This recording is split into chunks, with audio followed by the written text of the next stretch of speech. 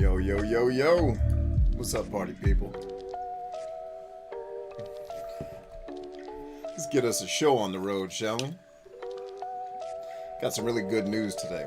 Or at least, good news in the making, I should say.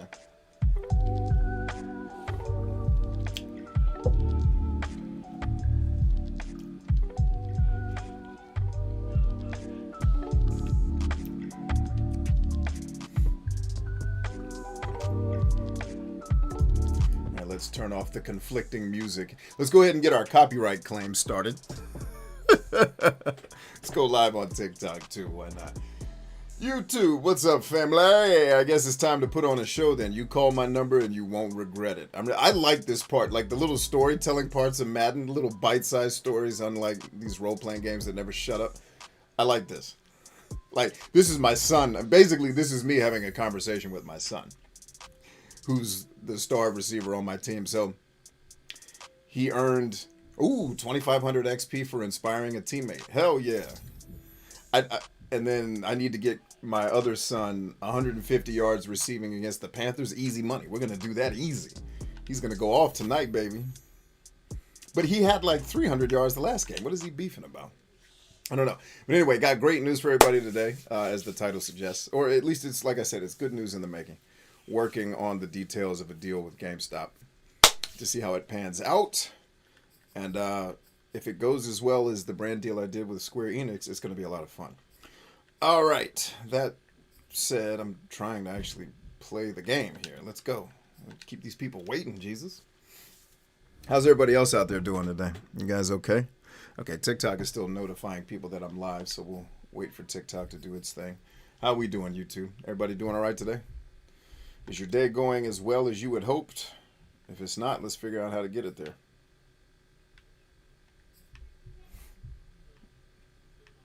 See, do we want to go yellow pants or white pants? Or the off gold pants? Let's go off gold pants. That's what I'm talking about. Don't come tomba, you ain't got my money. Stash, what's up, homie? Hey, I got your message about the Discord server. I didn't have time. I didn't make time to type out the response because it's kind of lengthy. The simple answer to your question is that's what I was talking about with building out the marketplace. What I am trying to figure out in my head, let me let these people yell at me a little bit and then I'll get back to talking. What I'm trying to figure out is what are the restrictions I want to put on people being able to be in it, because if we're going to be allowing people to do business in our space, I need a system to make sure that the business they're doing, number one, is legit, but more importantly, the business they're doing is good, right? Like, I don't need people learning how to run a business on my audience. I need people, if you want to promote your business, we need to have some standards in place that your business needs to be performing at a certain level before we'll just let you into our marketplace to start selling shit. Like, if you're using our marketplace to experiment with selling things because you're trying to start your first side hustle, probably not the place for it, right? So I didn't make the time to put all of that into a response. I figured I'd see you at some point and we'd talk about it. Let's see, Hunter's in the house trying to figure out if I should do cardio or weights today. It says Leo too real. That's what's up, man. But what is the overall goal that you're trying to reach? What is it that you're trying to do? All right, everybody, we're believing in Steve. You know what time it is. Hashtag believe in Steve. Hunter says, I am amazing. Thanks for asking. Switching over to the dark side. Thank you, sir. Yeah, keep the dark side under control. You know how they like to act. Oh, I see you on the dark side. What up? The dark side. I like that. I like that terminology. Oh, it's funny. So anyway, yeah, once the fullness of our crew gets here, I'll tell the story about this brand deal. Maybe we'll talk a little bit about how it came to be, how I did it. You guys can use my notes. I might get into, at least on the YouTube side, I don't know if I'll stay on TikTok long enough, but we'll talk about how I'm negotiating the deal. Like, what am I specifically saying to make sure that it's beneficial, not just for me, but to them too. We'll talk through that stuff. And then we'll just be here for y'all as typical to talk about challenges you're facing in your life or business and help you out. That is what game therapy is for. And then I won't be here as long as normal because I've got to hop off to go to another appointment. But I will be back for our late night show tonight on YouTube for those of you who are watching either on TikTok or on YouTube. Lisa, what's up, lady? We're believing in Steve out here, lady. We're doing it. Believing in Steve. All right, Charles, we've spoken about this offense plenty, how great they've been all year. Oh, they're sliding in the box, But I'm too real for them. Come on, Steve, push through, baby. How you doing today, Lisa? I think it's themselves. I think it's their team, how they approach things, how they conduct themselves during the week, practicing. All right, believe in Steve, y'all. Done. Can't take your foot off the gas pedal at this stage. Doesn't matter if it's a And if anybody's wondering what hashtag believe in Steve is, the way that I play this situation here is this Madden team you're watching is this Washington football team you're watching is not the actual team. It's a bunch of people I created, including myself, my brother Steve, who's the fullback, my dad, may he rest in peace, who's the tailback, and then we'll introduce you to all the other characters as well as a part of the show. But Steve is the guy who's getting ready to get the ball, and we have a hashtag called Believe in Steve, because whenever the team's in trouble and we've got to have a play, to get us a first down. Steve is who we believe in. Steve has gotten it for us. He only failed to get one first down, but it wasn't his fault. We asked him to go too far, and I should have not relied on him as much as I did, so it was my fault more than it was him failing. So as far as Steve is concerned, he has never failed us, and that's the way we're going forward. We're going to believe in Steve. Hey, lots of people just tuned in on the old TikTok. What up, peeps? How's everybody? Oh, I get it. Wow. Hey, TikTok, what's happening? You're going to come hang out with me on we're doing a live stream over here on YouTube that I want you guys to be a part of. And I wanted to let TikTok folks know about it because we're doing it, helping people out. Today we're talking about how I got into position to do a brand deal with Gamestop that I'm still working on the details for. But more importantly, like, how did I do some of my other brand deals prior to this one that have led to this? Like, how did I do a brand deal with Square Enix, Activision? How did I do who else have I done it with? Bethesda, technically, I did a deal with years ago, but both of us never pulled the trigger on it. Like, we agreed to the terms, and then we just never pulled the trigger. So that's something that I want to do maybe a little bit later down the road when I have more time, because that's going to require me to go to Bethesda Studios to pull that video off. So we put it on when COVID and all that stuff started happening years ago. It was just like, dude, we got to put this on the back burner. There's just we have got to keep ourselves and other people safe. So we'll revisit going to Bethesda Studios another time. But yeah, if you guys want to be a part of that conversation, definitely head over to live.brianchambers.com. It's on YouTube. I'll be here on TikTok with you guys for a little bit. But I want to make sure you guys know what's happening. What pops are those above you? I don't even know. I think somebody gave me those. I'm not really big into pops, but every time I go to GameStop, they hook me up with some. The two that I care about that are up there, or the three, I guess, because some of these characters, I don't even know who the guy on the left is. I think that one is my wife's. But the other three from your right to left is Megatron, Optimus Prime, and Adam Sandler as Happy Gilmore. That came with the special edition of NHL 21 that I purchased because I'm a Washington Capitals fan, and they won the Stanley Cup, and they were on the cover of hockey the next year, so that's the hockey game I bought, and that's the one I play on the show. But that's Happy Gilmore, Optimus Prime, and Megatron. There you have it.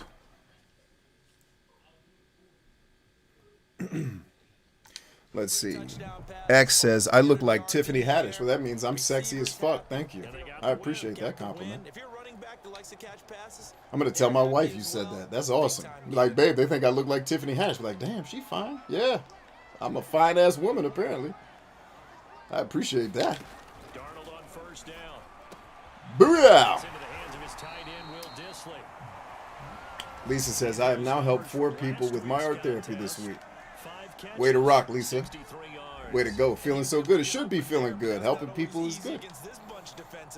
We are deep enough into the season where numbers count.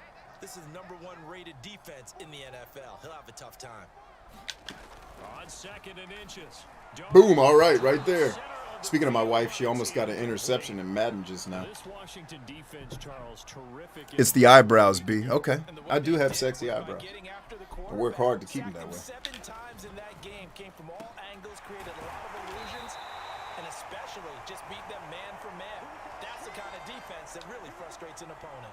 So the assignment, a tough one here for this defense. You got a quarterback ranked in the top 5 in passing yards. What do they need to do to try to keep him under wraps? Well, they didn't sleep a whole lot getting ready for this one. I can guarantee you there's just so much to combat. Coming up show. And it's iFlames, what's up, sexy man? How you doing, bro? always costly to cough up that football. Josh, hey, what's up, Josh? Good to see you, man. Let's see what's happening on the TikTok side. Well, TikTok had a ton of people, but then I guess I wasn't being enough of a dancing clown, so they left. I'm too boring for TikTok.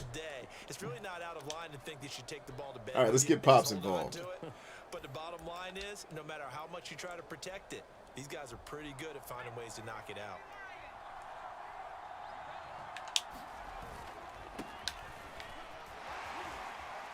All right, so that one you saw there was my dad. May he live forever. He was well over 100 yards last week. He told us this week, a little ambitious, said he wants to hit that 200 mark. We'll see. Makes sense, though, doesn't it? Have we ever run into a running back that had a great game the week before that didn't think that's just going to naturally continue? Just make sure you feed me the football. And that's what they're all about. iFlame says, be right back. Cool, man. Yeah, as soon as everybody gets here, we'll start the talk. We'll start rapping with as much. I'm actually not sure how. I'm sure what I know I can share so far. I don't think I've been given anything that's under an NDA. Well, I haven't signed an NDA, so I know that's nothing I've been told is under an NDA. But I've also done stuff like this on the internet before where I know something's coming because I'm in the loop, and I'll start talking about it. And then, like, I had the lead producer of the Metal Gear remake that never happened hit me up like, hey, can you take this content down, please? You're going to get us killed by Konami if they see this. Nobody's supposed to know. I was like, oh, snap, I'm sorry. Crap. And then that almost led to me being the voice actor for, I auditioned for Ocelot. The main one I auditioned for was Naked Snake, was B+Pos. That was the main voice I wanted to do. I auditioned for Solid Snake, but I can guarantee you I wasn't getting that gig because of who they had doing it. You can guess who that was. Solid Snake was already hired, I found out after the fact. But I was working hard to become B+Pos, because B+Pos is my favorite character from that whole series. Because I get him. I think I get him in ways that other people may not understand. I get it. I totally get it. You all right, bro. Hang in there. They'll run on first down. It's Chambers. And not much. Maybe a yard down to the 20. Harley says, hey, guys, what's up? What's up, Harley? So that black dude is on every team in Madden. Who is he? He's like an ageless spiritual being that's on every... It doesn't matter what team it is. That black dude is on every sideline in Madden. Who is that? Is he Morgan Freeman's kid? Who is that? I love him, man. He needs to be on more shows. It's Chambers. And down inside. But at every Madden every time I ever played Madden, the head coach will be standing there, and then that skinny black dude will walk up and be talking like, who is that cat? He's on every team. Is he somebody that works at EA that they put in the game? Like, he was like the employee of the month? Is that who that is? Is that how you get on Madden? As the black dude? Is that his name in the credits? The black dude on the sidelines? I would make it that. Harley says nothing, just got off work and avoiding a depression spiral. Yeah, let's not. Well, you're in the right place for avoiding that, my friend. All right, so I think we have exhausted our TikTok time. So thanks for hanging, TikTok. We're going to continue the I really only came here just to let you guys know we're over on YouTube doing the full show. So if you guys want to come hang with us on YouTube, you can go to live.bryantchambers.com and you can come hang with us live. See you over there. And for those of you who've been wondering, like, hey, I haven't seen your content a lot, we're over there. Come hang. Peace.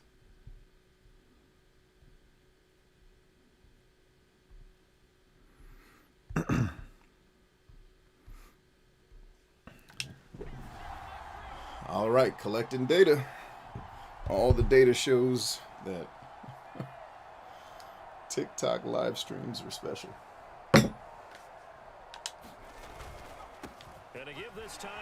Daddy-O in the end zone. Touchdown, Washington. Taking it in from 7 yards away. And Washington is able to stretch their lead. You can talk about certain guys just having a nose for the end zone. He's one of them, and he was not going to be denied there. And defensively, Oh, man, I messed up the shoes again. That's the second time I've done that. I'm slipping, y'all. But he's able to get out of a couple tackles there, and not enough people got there in time. Pretty poor on the defensive side of the ball.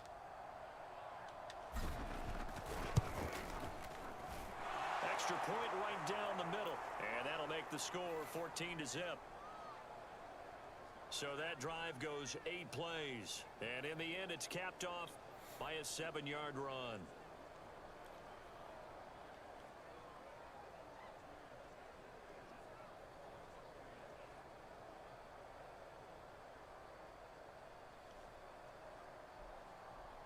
All right, Ryan, that very long sentence you wrote sounds like, hey, I just got a job that's going to pay me a lot of money. Am I reading your very long way of saying that right?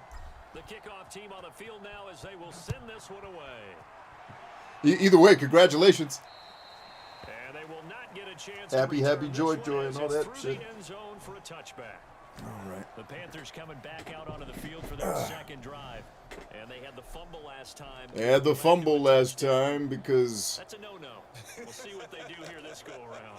A big no-no. Put that in capital letters. Turning it over. The other team takes it down and scores. That can be a deflator for a football team. Now it's up to the offense to get back out on the field. And come on, bro. You not going to have Christian McCaffrey running all over the field with us. That's not what's happening here. Come on.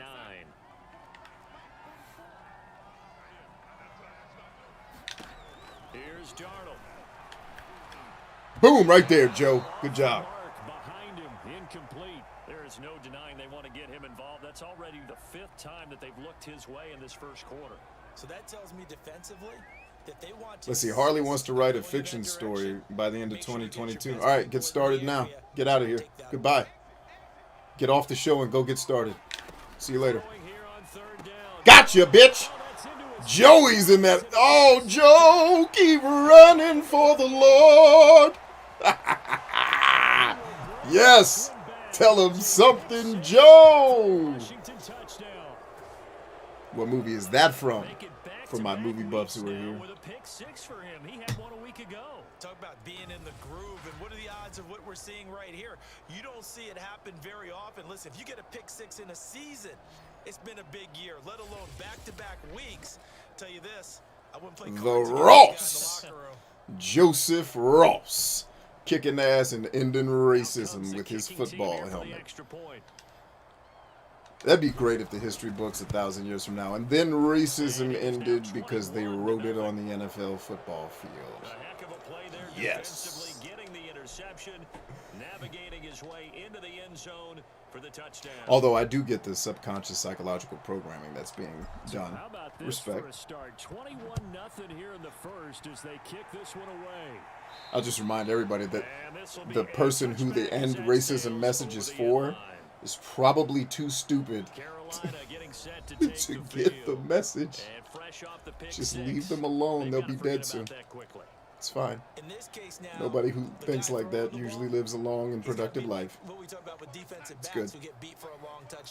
Short-term memory, right back out there doing the things that he does best, and knowing that taking care of the ball is paramount. Now what? All comes back to those defensive backs for the former DB, right? I don't know where that comes from. It just kind of emerges out of me for some reason. Deep in there, right? Yeah. Now this one to his tight end. Way to fight, Alex. 4 yards on the completion, and it sets up a 3rd down. Not a big window to throw. Coverage wasn't too bad there. Yeah, they had him under wraps pretty well, but somehow able to muscle his way open and catch the ball.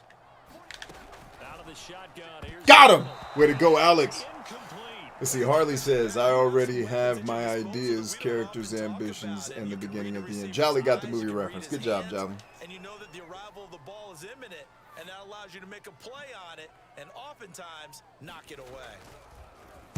Pilardi now on to punt as he sends this one away. All right, Alex, showtime, baby. Showtime. Show it to him, Alex. The speed, baby. Oh, we needed one more second.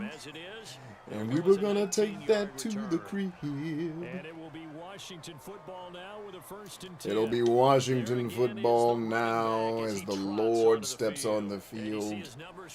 All right, let's start Chris off the way he wants to get. All right, safety's covering it. Unleash. Go. Go. Get your ass out of there. No, it's not. Oh, whore-ass whores. Going right back to the same play, ho. The sack cost him only a yard. It's 2nd and 11. No safety help. Here comes your ending pose. Ah, yes. Well, there's 65 of his 150 yards he needs today. Got him. And Washington able to stretch that lead out even further.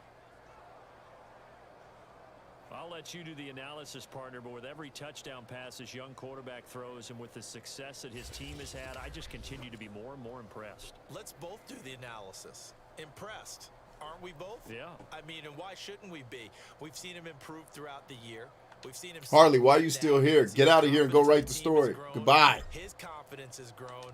I think that everyone around this guy feels good about what they've seen, and it's also safe for him when he's driving home to turn on Sports Talk Radio. Oh, they left the fan on again. I gotta whip somebody's ass. I knew I heard something, and that's gonna definitely come through on the mics. I'll be right back, gang. Give me a sec. My family's effing up. They know Dad's up here trying to broadcast, and now I'll be right back. Woo! Wrong button. Look how sexy I am.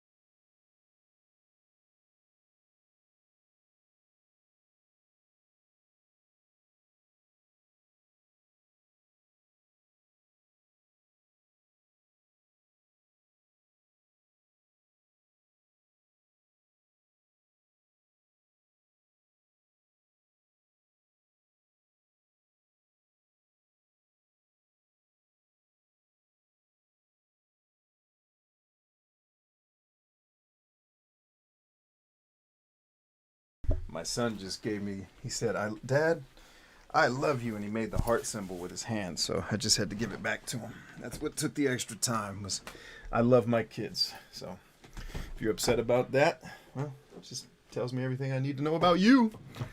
Let's get back to this thing, man. And the real kind of heart of today's quick stream, because I'm not going to be here long, I got to get ready for another meeting.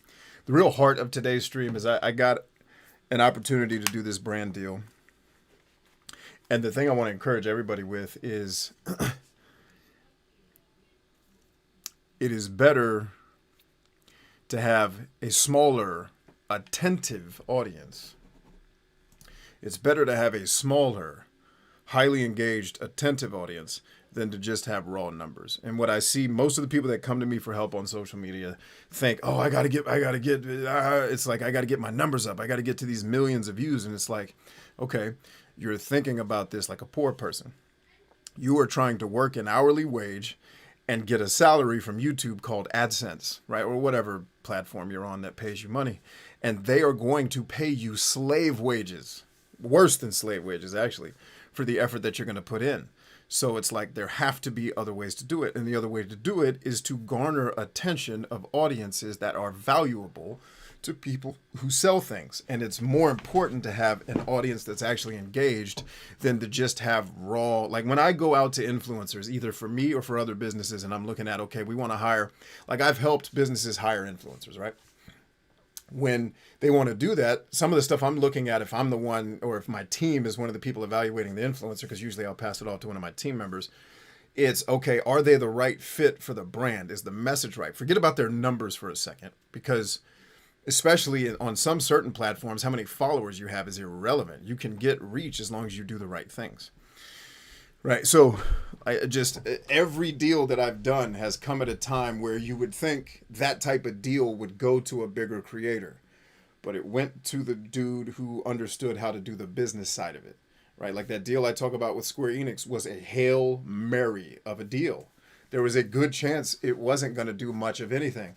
But the way it was presented was so adventurous and so fun for everybody involved. They're like, hey, let's take a shot. We're not going to lose a ton of money on this deal if we do it. And it fails, but we're going to have a ton of fun. We're going to enjoy working together. And when you can present yourself in a way that adds value to the person who wants to do the deal with you, then you're on to something. But this worrying about, making all this ungodly amount of content trying to get your viewer numbers up, it's like, yeah, that's important. Don't get me wrong, but you need to get the right viewers up. And the right viewers are the ones who are engaged. Believe me, brands want to talk to you guys because they know my audience are the creators. I am a creator's creator. That's another topic that I'm going to have another show on later. Like, I make content for creative types. I don't make shit for consumers. I never have because I'm not one. I enjoy shit that's made for creators. So creators are a more valuable segment of people to get at than someone who's just a consumer. And when you can understand that, you understand how valuable your brand is, you can then start to position yourself to make more money from your brand. That was really just the message I wanted to get across today. Like, hey, GameStop called the guy who's doing what? 200 views for every one of these live streams. That doesn't seem like much, but who are those 200 people? And they're here every time. And they look at my comment section and they see these motherfuckers are here for 4 hours talking. That is somebody we'd like to talk to, because engaged people buy things. Distracted people wanting you to monkey around like an idiot ain't buying shit. Which is why simply having a large stream ain't the solution.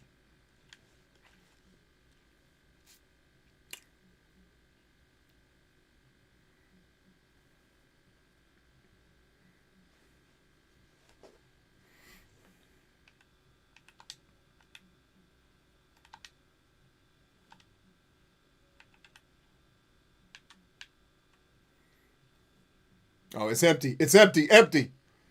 Get home. Get home, Zach. Yes!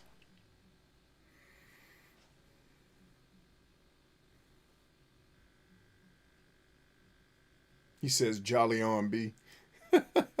I will jolly on. Thank you. He says, Ryan, my necker. Still makes me laugh. I can never play a Witcher game without laughing at the unintended, seemingly but not actually racist situation. Lisa says, that's awesome. Congratulations, B. Well, congratulate me when they cut checks. We're still in the negotiation period now. We'll break out the champagne when money shows up. Until then, let's just keep rocking.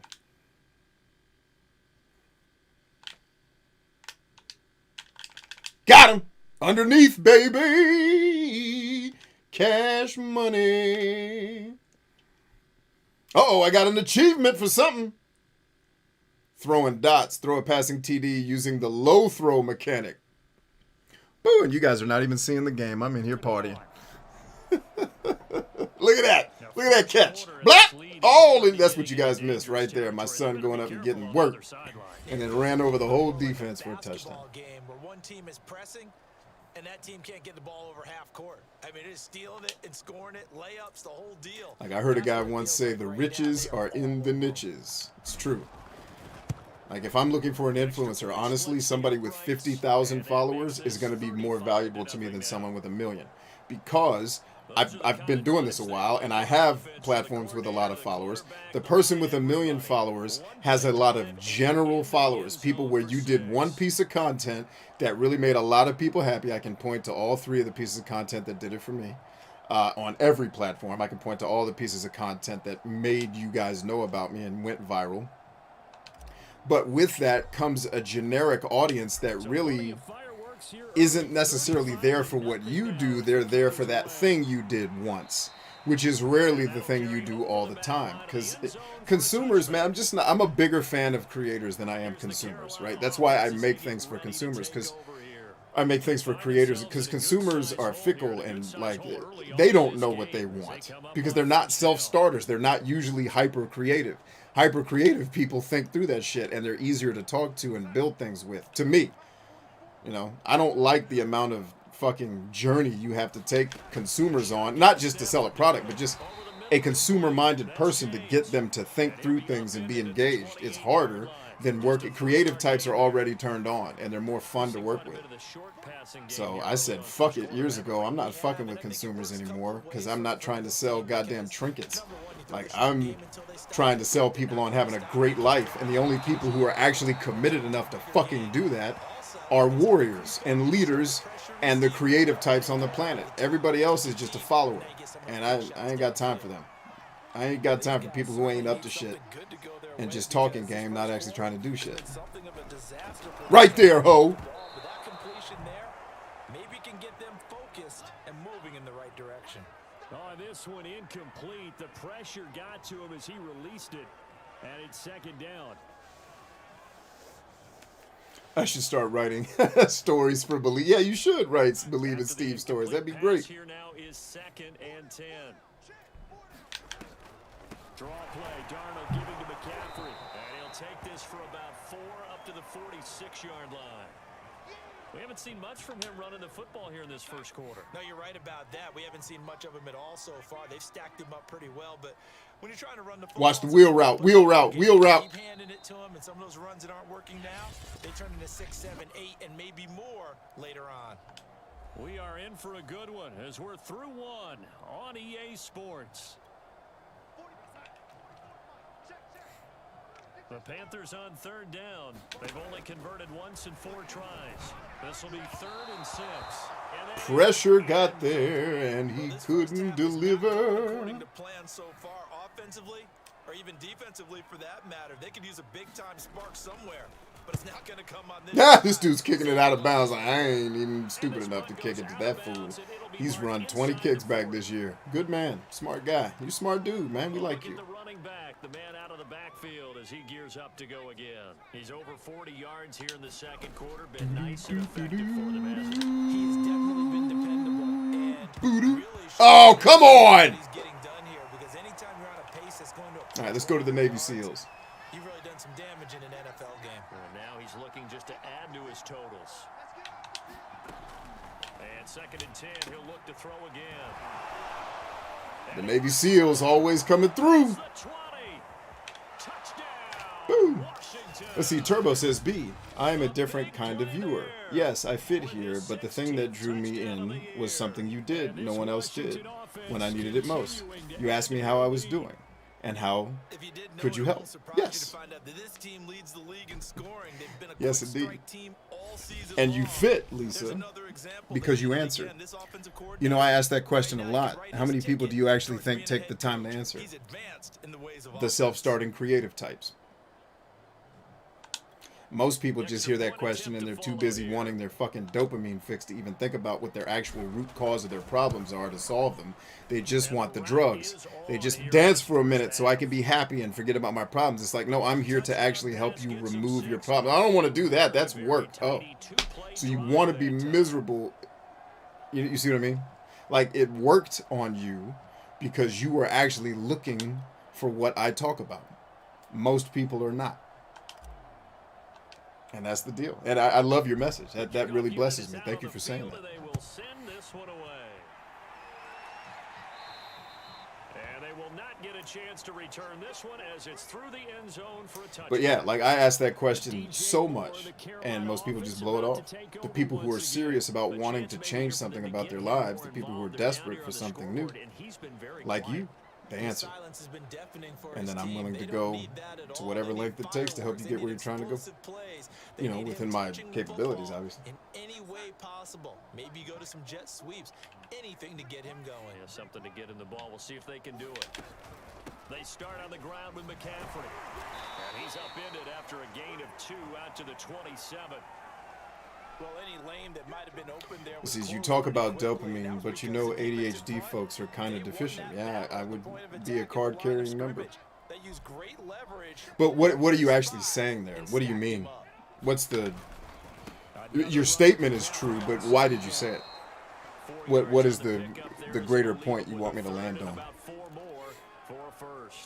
On any running play that's called, realizing that you're probably still typing because YouTube made you split that message up. When you get a nice gain like that, you're able to do so many things anyway. You can come back and run essentially the same play again, continue to move the ball on the ground, or you can decide to throw the ball now because usually you have the defense back on its heels. When you're struggling on offense, you're looking for anything possible to get you going. Sometimes you do it like basketball teams that don't normally press. The dopamine isn't a driver for the ADHD type. Maybe Okay. that'll help them as they head towards the half. On first down, this is McCaffrey. And he sneaks his way forward only for a couple here. Second down. And the big fella stuffed that one up in a big way. I think doubling him has to be a priority because you can't move up to the next level if you don't take care of him first. The last run got a couple. Here's 2nd and 8. Turbo, are you saying that dopamine isn't a factor, or are you saying it's just harder for you to get the same rush of dopamine that someone else would get from something minor? Because that's the way I'm taking what you're saying. At least that's my experience with ADHD. But I don't want to misquote you or misunderstand what you're trying to say. Because they have to throw it all the time, but you still have to be alert for the draws and other. Because I think everyone still looks for dopamine. It's just harder for us to get it. So, hey, Big Alex comes up big. Sorry, I'm halfway distracted trying to not lose a football game and talk to people at the same time. All right, let's see if they'll give me what I wanted the last time, this time. All right, man coverage, look alive. We really should be looking at the defense. They've created the takeaways. 2 interceptions. Get your ass there. Get your ass there. Jump. Got him. It's much harder to get the rush, so there has to be something else to drive the attention. I'll buy that. And the Washington offense just continuing to pour it on. He put quite a bit of air underneath that touchdown pass. Of course, we knew that he had the strong arm. Okay, I think I get what you're saying. It's in order for you to unlock the dopamine, I've got to give more than just random monkeying around and being silly. I think that's what you're saying. Yes. Yes. Yes. So for a person like us, in order to get our, it's the same thing. Like, it's similar to what you're describing. Is very, to me, resonates with the reactions I have to a lot of the video games we play, where the people start talking about dumb shit. It's like, dude, that's not gonna even register on my brain for wanting to pay attention to these shitty people who aren't interesting. Like, it sounds entitled because it is. It's like, my imagination is more exciting than the things you are saying right now. So, like, what I want to say to every video game is my imagination is better than the shit you wrote. Please stop talking so I can go back to narcissistically living in my head where I'm having fun and not listening to boring shit that you wrote. Like, that's kind of my reaction to video games, is the way I take what you're saying. Set to take over here. If second quarter they're down big already. He says it's a gold mine for dopamine. He's got to find something on this drive. Jolly, why are you sleeping 3 hours, man? What are we doing? Didn't you get the email I sent out this weekend? What are you doing that's requiring you to sleep 3 hours, homie? We got to get that right. Got him! Is that Big Lou? You know it's Big Lou! To the streets, Lou! Lou! Big Lou! Oh, I love Big Lou. Give him, Lou. Bow! All in your ass, Big Lou. Shows that they set an aggressive tone, not just stopping the run, not just getting after the quarterback. Big Lou. They treat it like they're the receivers, and they went after that one and took it. Oh, they cut it off right before the fist went up. Why is Big Lou 3 inches shorter than the coach when he should be 4 inches taller? Madden. And the route is on here in this first half. So the defense creating some points, not only getting the interception, but then returning it to the end zone for the picks.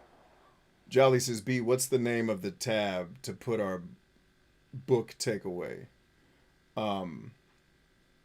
It's called 52 Book Challenge.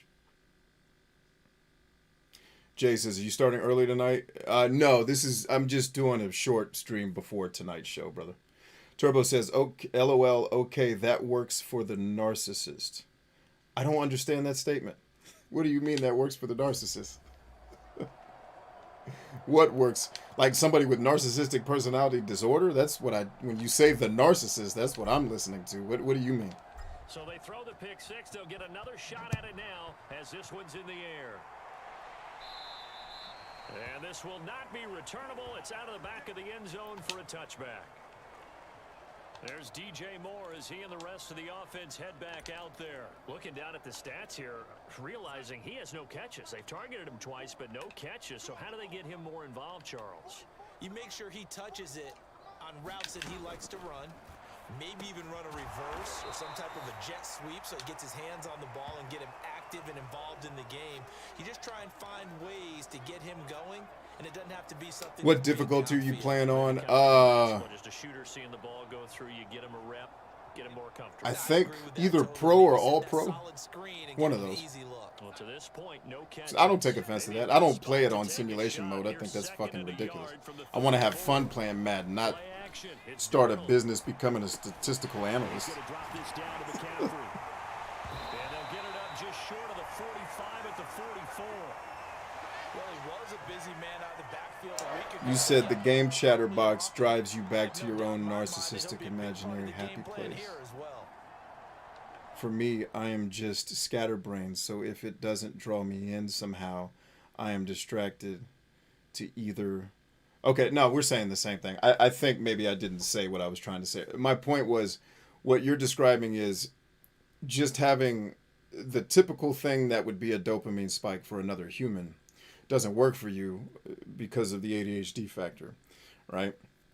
And so to get your attention, it has to be something heavier than just the basic kind of base level dopamine that people would get from looking at puppies or whatever the thing is, right? The video game reference was similar to what you're saying. It's, I already have something in my head that's more interesting than this, your scatterbrained example, right?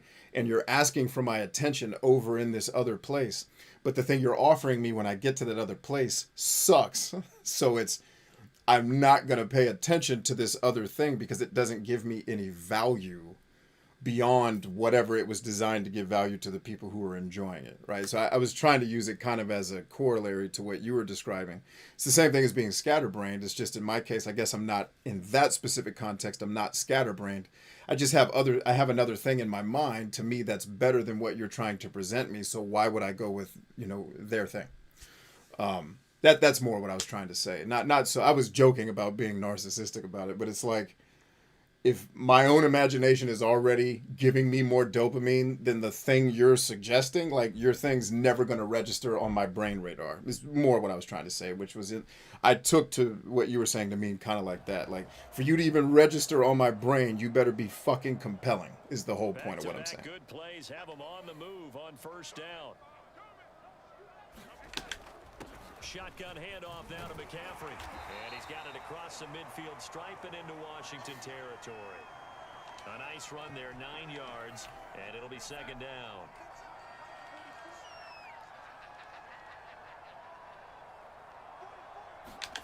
A fake to McCaffrey. Fake this, ho. Right there. Good job, Alex. Incomplete. That's how you get it done, son. The Panthers on third down. All right, push these hoes back. They ain't going nowhere. Just 2 for 7 to this point.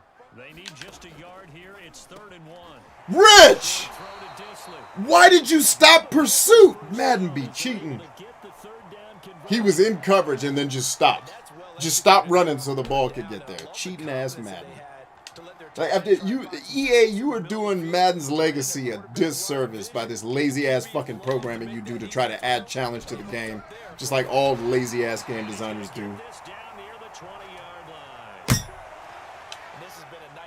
Madden should be ashamed of you. And he is. In eternity, he's talking about it like, you see these motherfuckers how they did me? Jesus. Bam! Right there, Miko. Way to get home. She talking shit to him, too. Like, motherfucker, you ever throw that play again, I'll kill you. She's the height of that dude's chest and was talking shit to him. I hope they show it again. Get in there, lady. Oh, that's my wife kicking ass. Get your ass down. Get up, ho. Look at my wife yelling at him. Get your ass up, ho. I'm the law around here. Number 44, bitch, you better recognize. That's my wife cussing him out. Good job, baby. Way to kill. Oh, man, that's awesome. Another try after the first down sack. Oh, DJ Moore actually caught one. Turbo says, yes, you got it right. Teamwork. It's time to give a little credit there credit to the defense. They played that very well because it was a drag route, and he ran a little shallower than normal as he worked straight across the field. He was hoping he'd get lost behind the defensive line, but once he made the catch... Oh, is Terry trying to... he is the digital pimp for F-Zero GX. Is he trying to sell that to you? Here's the deal. It's overrated. Don't listen to him. It's a very specific niche game for a very specific player like him. It's fine. It's not going to change your life. Like Terry, I'm just trying to prepare everybody for the inevitable disappointment that they're going to play F-Zero GX after Terry just sung its praise. They're going to be like, I mean, this is cool, but I got kids, man. I got shit to do. Yeah, ho! Fumble, bitches! You can't stop us. Terry, she's not going to be on Dolphin. Have some empathy for who you're talking to. Fucking nerds. You have no communicative empathy. You just be talking about shit like everybody knows what you're talking about. If I could do one thing to help nerds all over the world, I would teach a communication class that says, nobody knows what the fuck you're talking about, Ralph. Explain that shit. Nobody spends 18 hours reading about the dumb shit you're into like you do. God damn it. She doesn't know what Dolphin is. 8 people here know what... Matter of fact, there's only 100 here. There's 4 people here who know what Dolphin is. Get out of here. And I'm one of them. So you're already behind the 8 ball. Uh-oh! Pops! Pop all the way to the river. Way to go, Dad. I gotta put my sunglasses on for that shit. Yeah, that's one thing I would do for nerds is teach you guys how to fucking talk to humans. Like the software you make is like, just look at Adobe's software suite and tell me that wasn't made by egregious, unempathetic nerds who have no respect for the fact that an artist is going to have to fucking use this thing, not a computer scientist. Ugh. Nerds. Ruin. Nerds and marketers ruin everything. All right, have I offended everybody yet? If not, I'll keep trying. There we go, Terry. It's an emulator. And now tell everyone what an emulator is. For those of us that stopped playing video games back on the NES. See, nerds? Got to learn how to talk to people. I'm your help. Come on in here. We'll give you some communication lessons. This is why everybody doesn't like you. Because you can't talk right. I'll help you talk right. For $69.99, I'll help you talk right. Or I'm going to make the price $69.69. Just to get people talking about it. And that'll carry over the back line of the end zone for a touchback.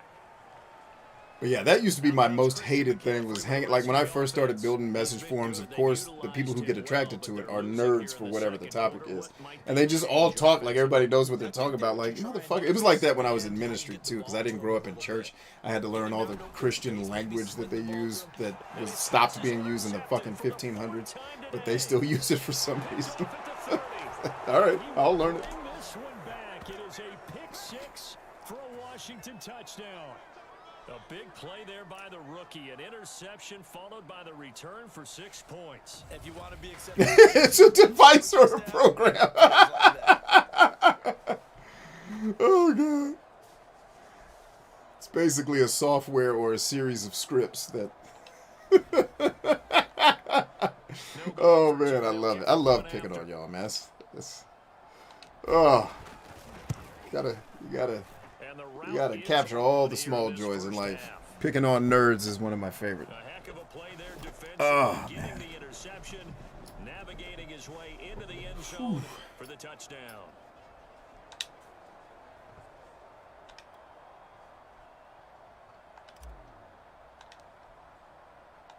So they'll get another shot on offense following that pick 6, and now the kick is away. And they will not get a chance. Wait, you didn't get the email? Dude, do I have the wrong fucking email address for you? God, text me your email address. God damn it. DJ Moore, the Carolina All right, offense, I'll about get to it take resent out over today. once again. You would have to think they're going to make it more of a priority to get him the football. You're losing here in the second quarter, and he's been really quiet. I think all we have to do, and it's too bad we can't actually see the actual play sheet now from the coordinator, because he's looking down at that and saying, okay, do I put him in different spots? Do I try and isolate him? What routes do I run? You're exactly right. They've got to get the ball in his hands and get their offense kick-started. He does have the 2 catches, but pretty quiet so far. Give him 9 there on the first down completion. One thing you're hoping for when you run drag routes. An epistle is just a letter. I I mean, why did they even need to tell you the word epistle? Why are you using that after the year 1600? Who's still using the word epistle? The ball's out. McCaffrey lost it. Fortunately, Who's still doing that? was able to get on this, so Carolina keeps the ball. Wow, that ball gets knocked free, but a teammate comes along and scoops it up. It's almost like baseball. Guys at bat, people are on base in scoring position. One guy doesn't get him home, the next guy comes through and picks him up. And avoids the turnover. And he'll maneuver his way forward for about 4. 2nd and 6. Well, on every play call, you realize it's not going to go for a touchdown, so a lot of your calls are setting things up for maybe later in the game, trying to establish the inside run with toughness now, hopefully get to the perimeter later, and let's face it, you could do worse than a 4-yard run on first down. And the reinforcements. Hey, P. Rick, what's up, homie? Now they're going to be dealing with a 3rd and 7. Is that one officially a loss of 1? This defense has really flown around in the first half. They've gotten to the ball carrier before they can really get started. Offense got to come up with something else in order to... Shoot! Washington that scoops it up, and they'll set up shop right near midfield at the 49. All right, let's go big with let's go to Pops, because they're not going to be expecting that. Give credit to the defense there. Good job of knocking it free. Let's go to Pops, because they're not going to be expecting Pops to take a rock right here. They're going to expect me to air it out, and so the defense should be on their heels, and then I can just gash. I couldn't gash. Couldn't find the hole I wanted. Defense reacted too well. It's all good. Come on, Pops. Let's push through. Give them 3 on first down. It'll set up a. Are you open to answering any fitness? Well, if I can answer the question, Jay, I'm always open to answering the question.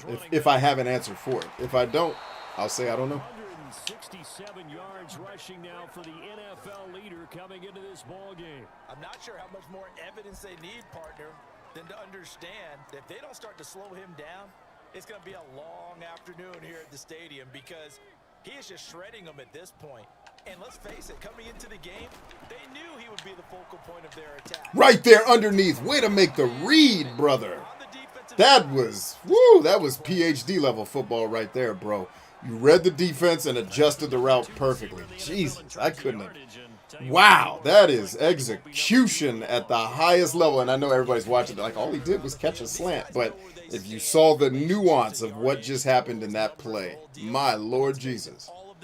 Woo! My son just killed right there. Well, that might be the play of the game for me. Are they setting under? They're setting under. Right there. Almost. I needed you 1 extra yard. 1 extra yard. And that's a touchdown. And that's on me. That's on me. You didn't do nothing wrong. That's your quarterback effing up and not doing his job. It's your quarterback trying to overestimating his abilities. So, apologies. All right, where is he? Shit, he's wide. Get him. They're just going to leave him open. I'm going in, baby. A great effort there with his 2nd touchdown here in this first half. Terry says, B, why do you even need strategy when you're 70-0? Because it's fun. It's fun, baby. This game has nothing to do with the score for me. For me, this game comes down to how well did I run each and every one of the plays I called. Was it a good call? Did I make the right reads? And I know I made the right reads. If I catch the ball, if I get yardage. So for me, this game is about having fun in each play, not worrying about the outcome. Because I know I'm pretty much going to win the game. I've set it up to where I probably won't get beat. If I do, it'll be tough. But it's hard enough to where I have to make the reads and feel good about doing it, but it's not like simulation level hard where I actually have a better chance of making the NFL at my age than I do getting good at this game on its most egregious settings. Because, like I've been telling you guys, Madden already cheats at this level to make it hard. Like, when it sees that you're playing well, it will start effing the game up for you. Like that play where Rich just stopped pursuing the receiver. I didn't have any control of that. Madden did that because it's like we have to create balance. We have to create tension for the player. Otherwise, they're going to tune out and not have fun. So they start effing. Like, I've literally seen plays where I'm beating a team so bad that the quarterback will throw the ball at nothing.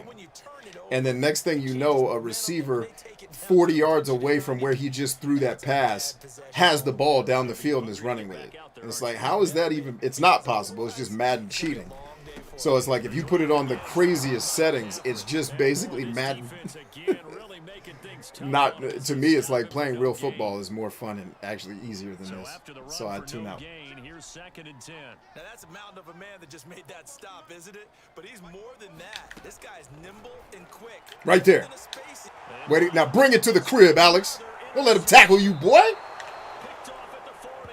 And the return here is stopped at the 35-yard line. T.I. says, so strategy doesn't equal all Hail Marys. No, because if I did Hail Marys every play, they're just going to roll safeties into coverage on the.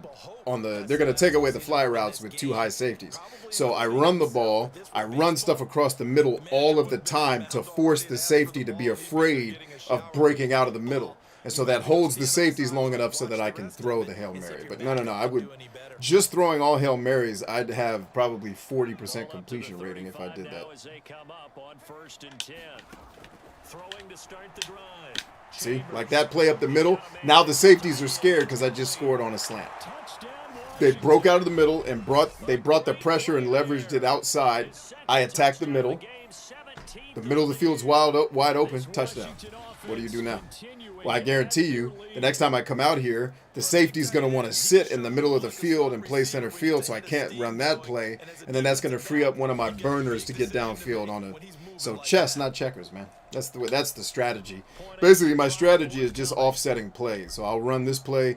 I'll run all running plays the first quarter. That tires the defense out because they have to fight and fight and fight every play, and everybody's fighting on a run play.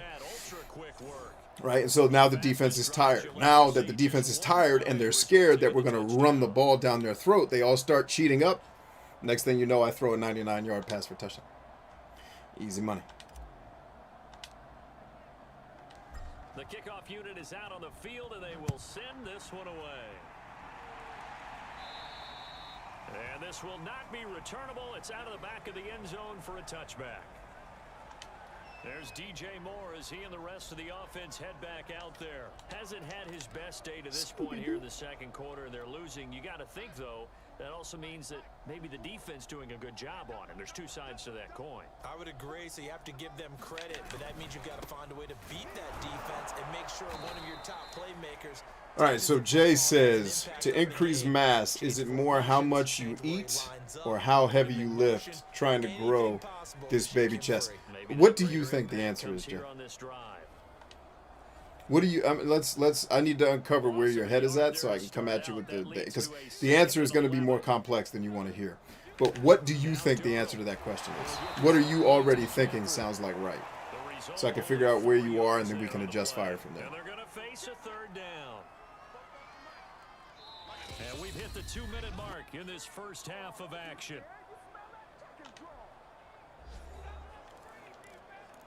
Ah, yes. Especially with Alex. Once we hit halftime, as we do all season, we'll send it down to Jonathan Coachman in Orlando. He'll have all the stats and scores from games Got him. in progress.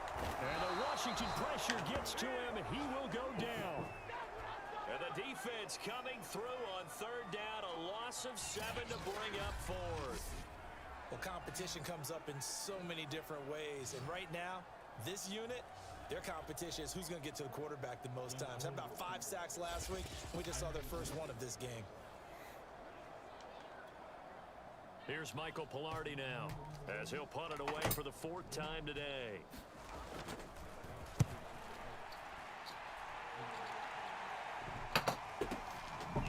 Oh, snap. Need to pay attention. All right. Punt there, but a very very strong 14-yard Can I return. leave it in my room? And the offense will take over with a new. Hey, I'll be right back, gang. I need to check something real We quick. get a peek at the captain of this offense heading back out there. And he's been magnificent as we start to roll on all these touchdowns. All right, so that's not it. Oh, here we go. I was like, I didn't think I didn't bring it with me. Alex or Chris? What about Chris?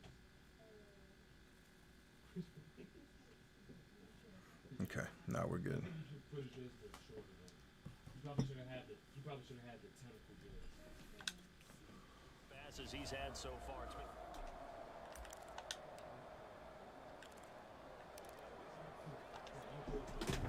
out there set and ready for this next drive, the Washington offense. And now consider the lead. The question is, how much is good enough? Are you going for more? It's the NFL. There's never enough, I believe, because they get reeled in all the time when you sit on the ball. And that's caught inside the 30. Marston. A big play there. On his way to All right, so Jay says, in my opinion, I feel like eating more is essentially what will make things grow. It's part of the process. Lifting heavy will probably just time me out, tone me out. Okay? Not exactly. Lifting heavy will just make you stronger. It's not going to necessarily make you bigger. All right? Lifting heavy is going to do inherently in that basic framework. It's just going to get your brain and body used to lifting heavy things. It's not going to stimulate growth. And it's certainly not going to do tone. Tone is what you do with your fork. Tone does not happen in the weight room. And please stop using the word tone. I hate that fucking, oh God. One more person. I need to get toned. Like, that just sounds like not awesome. Sorry, my biases are showing. Oh, God. So anyway, coming back to what you're saying. And you could totally say tone. I'm only messing with you. Notice that my arms grow great, but not my chest. Seems to get the tone. Okay, so tone is just muscle definition, which is the reduction of body fat percentage. That is done in your kitchen. It has working out certainly makes getting ripped or toned or cut or, muscular with low body fat is all you're saying. Certainly lifting's going to help you do that because it's going to burn a lot of calories and potentially add muscle mass, which makes the surface area of your body bigger, which makes you burn more calories naturally because you are a bigger machine. Right? So yes, lifting weights can help you tighten up, but you have, like I tell everybody, I cannot help you outlift a bad diet. It's not going to happen. I can't help you outlift a bad diet, and I can't help you outlift rest. If you're missing both of those things, you're wasting your time in the gym. I mean, not wasting your time, you're making your heart healthier, but you're probably not going to get a whole lot of muscle growth or a whole lot of muscle strength if you're not resting and recovering properly. Most people don't, right? It's my rest and recovery at this stage in my training that aids me probably more than anything else that I do. And meals are a part of that. Let's see, to increase my mass. All right, so when we're talking about getting physically bigger, there is a formula to this. It's it's basically getting bigger equals T over T, or time over tension, right? Or time under tension is the right way to say it. So what I mean by that is, how much time do you put this muscle right here? If you're trying to grow your chest, the pectoralis major, pectoralis minor, when you're trying to grow that chest muscle,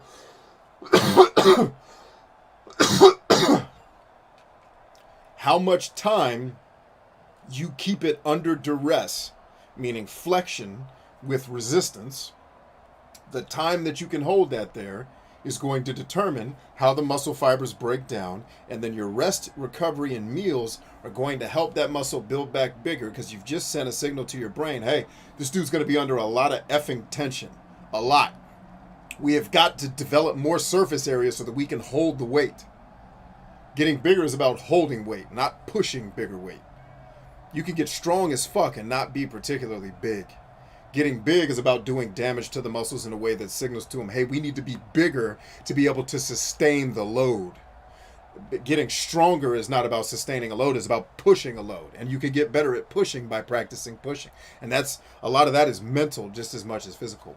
But when it comes to the muscles getting bigger, you have got to keep them under tension long enough. And most people don't have workouts that do that. You go in and do your 5 sets of bench press, your 5 sets of incline, your 5 sets of decline, and 20 push-ups, and you leave.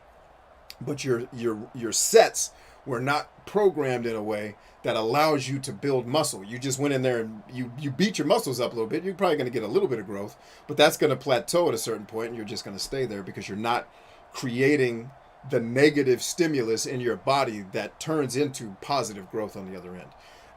For more detail, because I'm not going to get into a science class here, just go to AthleanX on YouTube and look it up. How do I get bigger? Jeff used to be the strength coach for the New York Mets and now runs his business helping people like me get healthy and fucking fit. Like, I'm healthier now as an older dude working with Jeff than I've been when I was younger in bodybuilding and all that shit. Because he taught me, because he's older than me. He's an older guy. And he taught me, it's like, oh, damn, when I start getting older, I got to change the way I do this shit. And I'm in better shape now doing less than when I was working out 2 hours a day when I was 20. Right? But for more detail, that's where you want to go. Because my explanation is probably a little bit off. It's not. I have some expertise in that area. Obviously, I've been a bodybuilder. I got really big. I then, started to get more cut up like I am now. But I'm not a person who does that professionally all the time. So I'm going to miss things. Working with a person like Jeff, and he's one of the people, like, the fitness industry, just so all you know, is designed to be confusing. Because the more confused you are, the more bullshit you'll buy to solve the problems. Jeff is a person who cuts through a lot of that bullshit with science. And then, yeah, you'll get 19 other people say, Jeff's a liar, but nobody who's winning is taking time out to shit on another guy who's winning. They're just going to build a bigger building. Anybody that's shitting, oh, the way he does it is wrong. Well, that's because you suck. Because if your way was right, you'd have 7 million followers. Otherwise, shut the fuck up. Right? So you'll get a lot of people that say he's evil, but that's fucking opportunist, shitty cowards trying to vie for attention in the only way they know how, which is fucking being bitches and crying to get attention instead of actually being better than your goddamn competition. Fucking fuckers. I hate people. I hate cowards, let me be clear. This one away, and off it goes. And that'll carry over the back line of the end zone for a touchback. The Carolina offense about ready to go. These guys had to punt their last possession, and that's become too familiar of a refrain. Too many of these drives just wound up going nowhere. You know how in baseball, when the pitcher gets a base hit and he's on base, they bring his jacket out to him to keep him warm?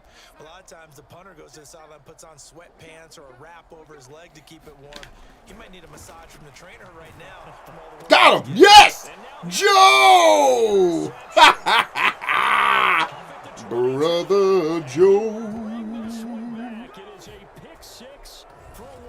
Touchdown. Is that 2 pick sixes in a game for Joey? That pick six extending this lead even further. And boy, it's been a while since I've seen a team struggle this badly in the first half. I think all they want to do is get to the locker room, try and regroup, and come out to start the third quarter. Jay says, have you seen these dudes doing the ancient diet where they... Come on, dude. What? How long have you been watching my show? Do you think I'm watching some shit like that, dude? Man, come on. I don't watch gimmicky shit like that. That just screams, fucking, we needed ad revenue, so let's come up with some crazy shit to make bored people watch. No, I haven't seen that shit. I don't give a damn. I'm kidding. I'm sure whoever does that show is awesome. I just don't have enough time or care. So they throw the pick six. They'll get another shot at it now as this one's in the air. Let me help you. You don't need fads. Just be, here's what will help you get good. And what kills everybody and why they don't get results and they jump to 19 different fads is because you have no fucking discipline and you're not consistent. Tell me one diet you stuck to for an entire year. If you can't do that, don't switch to anything else. You're just going to be, because here's the common denominator in all of the diets you've tried. You're the problem, not the fucking diet. It's you. You're not consistent.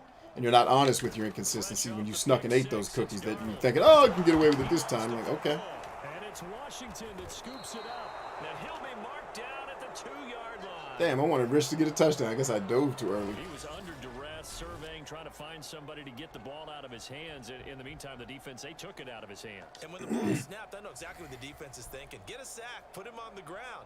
But when you can also knock the ball free while one dude is eating raw chicken. Oh, for Christ's sake. I don't have time, Jay, for these people. And they can run this score up even further as they I'm begin good. this drive with a 1st and goal and that huge All right, lead. fine. Enjoy yourself. I don't give a damn. Live your life. Do whatever you got to do to get your views. And he is into the end I don't need to be a part of it. Washington touchdown. Water time. Keep that throat wet. His 25th touchdown, tying Emmitt Smith for the 5th most in one season. And this Washington offense continuing to add to their lead. Believe in Steve, y'all.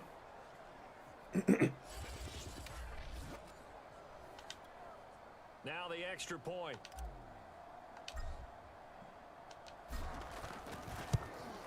And the route is on here in this first half. Well, they got the ball in great field position. One play later, boom, end zone.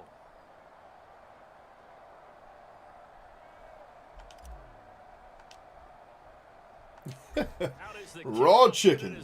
But yeah, Jay, so just look up. Jeff will give you a ton of workouts and meal plans to get you started, and you'll be this will fine. be a touchback as that sails over the end line. The Panthers going to go back on offense here late in this first half. And with a little under a minute remaining, they may try to put something together here just to try to cut into that deficit.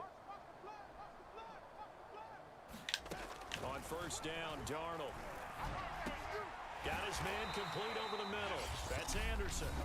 Now the Panthers going to use the first of their timeouts, as the clock's going to stop with 47 seconds to go in half number 1. Looking to throw again on second down. Got him. Way to get home, Alex. He lost the football. P-Dotterick. This is how I end up scoring so many points, is the offense is sucked. And then my defense murders them. And my defense scores as many points as our damn offense does. 'Cause I don't know how to stop these damn fumbles. I turned fumbles for the other team like almost all, because I wanted it to be somewhat like they need to fumble every once in a while.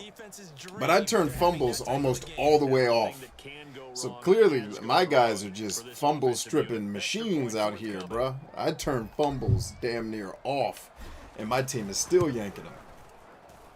Let's see, Jay says, I work as a network engineer overnight shift. Can't wait to get back to day shift. I heard that, man. Yeah, and that's definitely going to affect your rest, bro.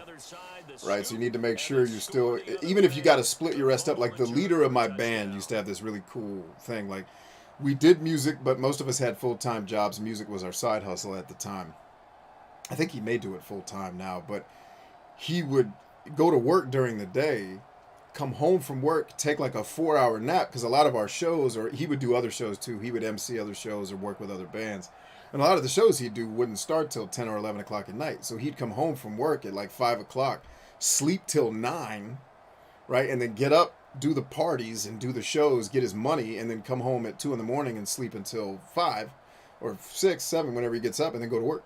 And so he would sleep twice during the day instead of sleeping once, because trying to get all of that sleep cumulatively when you have to work at two opposite sides of the spectrum. So maybe think about splitting your sleep up in sections, because sleep is cumulative, my brother. And that's really kind of how you sleep in war.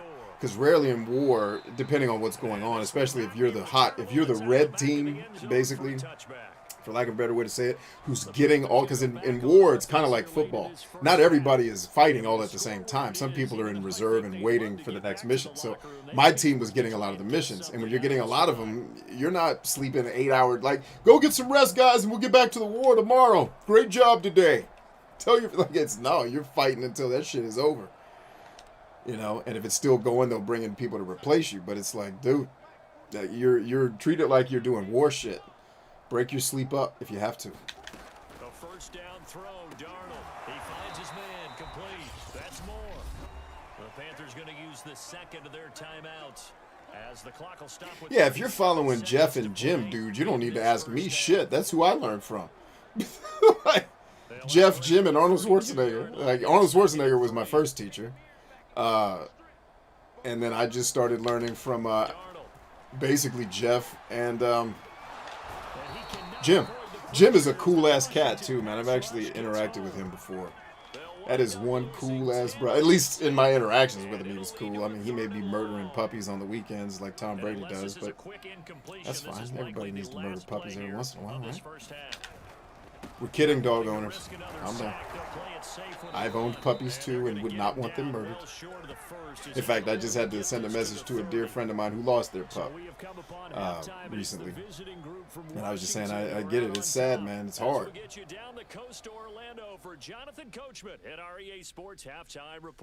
All right, trying to keep an eye on the time, gang, because we might have to cut this stream short, unfortunately. It is final weekend before Thanksgiving. So let's see what's going on around the NFL. We'll get started up at Lincoln Financial Field. No, we won't. Get your ass out of here. Mad at you for skipping halftime, but He says puppy field goals. Please, thank you. Arnold put me on the tart cherry to help recover. There you go. Yeah, those were basically my teachers. Arnold was my idol as a kid. If I could have been a person, and I actually met him as a 3-year-old. Like, if I could have been a dude, Arnold Schwarzenegger was who I wanted to be. Except instead of being a bodybuilder, I wanted to be a pro athlete. I mean, he was a pro athlete, but I wanted to play pro football. Right? I wasn't really good enough. I didn't play enough football. I didn't have enough football experience. And then when I had the opportunity to play in college, I punked out of it. Because I had an opportunity. I had 3 opportunities, actually, to play college football. One of them came with a scholarship. And I walked away from all of them because I was a coward. That's how, when I talk about cowards, I know what I'm talking about because I've fucking been one. And I know how much it hurts to be that. You know, people think, oh, he's judging. He ain't judging. Oh, I am the shit I talk about. Or I used to be. That's how I know about it. I'm trying to be better just like everybody else. Shit. Let's get better. Right? Isn't that what we all doing out here is getting better? Christian McCaffrey, no yards. If I ran the NFL, what would I change? I don't know. Because I don't work there, anything that I'm going to say right now would be armchair quarterback bullshit. Because the one thing I know about running companies is you don't really know what's going on until you are there and working with the people. So off the top of my head right now, I would change nothing until I could get there, interview all my staff, figure out what's working, what's not working, what's going well.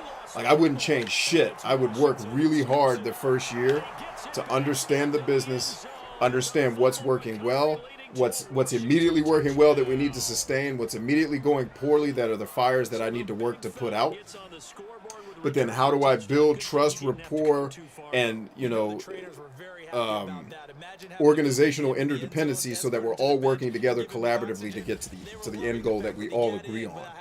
Right? I wouldn't necessarily come in and start changing a bunch of shit because that's going to create a lot of disruption that can create problems for the brand and for the business. Like, I could be breaking things that don't need to be broken to fix things that don't need to be fixed. So the first thing I would do is come in and take a huge inventory of what's going right, what's going wrong. I would not. I mean, and truthfully, nobody owns the NFL. The owners own it. There's no one guy that owns it. But if, you know, in your hypothetical situation, and the players own it too. I think that's how that works. But if there were some fictitious kind of overlord, like the commissioner is probably who you're talking about, even though his span of control is limited, I would totally not change anything right away. I'd come in and take inventory first and figure out what's going on.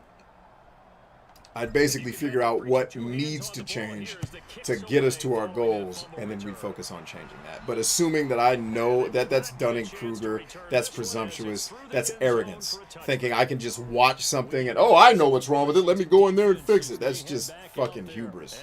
That's how you fucking destroy an organization, is thinking you know what the hell is going on in it before you get there.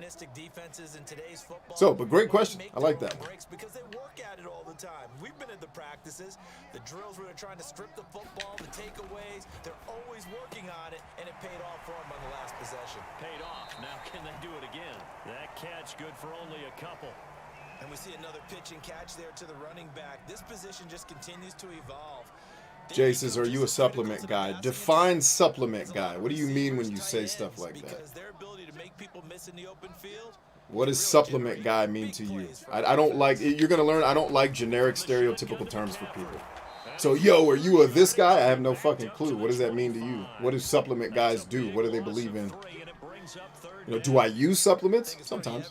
But I don't know if that makes me a supplement guy. Like, I'm also not, like, religiously against using supplements, if that's what you're asking. But I don't like generic terms for people. I don't like putting people in boxes like that. I think it's ineffective. But the pressure there on third down, forcing the errant pass. He says, I just noticed all your players are like 7 feet tall. No, just my linemen. Just my linemen are 7 feet tall. All the rest of us are our actual heights. And then my 2 kids are super tall because they're supposed to be, like Chris right here is supposed to be 6'6", even though I'm supposed to be shorter than him. I don't know. Madden doesn't do that, right? Like I should be several inches shorter than him. But on by the way, everybody on the sideline is the same height, Jay. They don't adjust. So everybody is Coach Rivera's height, basically. But the only people who are over 7 feet are, and some, not all of my linemen, because I made Madden one of my linemen because he was an offensive lineman, and he's his actual size. So I made Madden life size. And in fact, Madden should be in the game. Let me look. Is Madden in there? Yeah, Madden's right here, number 69. If you notice, all my linemen are giants, except for Madden. And then he's not giant. He's a little bit bigger than, he's much bigger than me, but he's a little bit taller than me. All right, what did I just call? All right, got it. In the seam. Got him. Or in the hole. I'm sorry, not the seam. In the hole. In the hole. Got to get my terms right. Terry says, got to go, BC. Take it easy, Terry. Thanks for hanging, man. If anyone thinks they're just going to tuck their horns in and pull back off the throttle a little bit, you can forget it. Even with this big third-quarter lead, I think this team's going to continue to take their shots downfield. Ryan says, are you a colon cleanse guy, B? My colon, I'm always up for a good colon cleanse. Why not? Let's get a good colon cleansing in there. Always got to keep your colon clean. Why? Eat a lot of roughage, the greenery.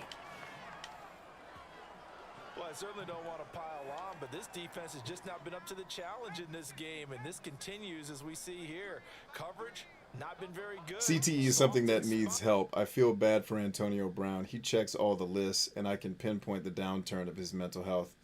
Yeah, the challenge is going to be we need to not be emotional about it. We need to figure out what the science says, which is going to be inconclusive, and the answer is going to be I don't know, which is the same thing, that was partially mismanaged with what's going on in America now, is instead of saying, hey, science isn't exact and there's going to be mistakes, everybody tried to pretend like this is going to be some kind of panacea, which created institutional distrust in people, which is exactly what happens when you're lying. But I would figure out, okay, what are the options we have on the table, and statistically, mathematically, which one actually gets us closer to the end we want, which is people not getting injured, right? So it's, what do we do about the helmets? What do we do about hits? Because when I was a kid, head injuries were rare. They happen, but they're rare because we're taught fundamental practices of how to play the game. I think the problem when you get to the professional level, because it's a television show it's entertainment before it's anything else.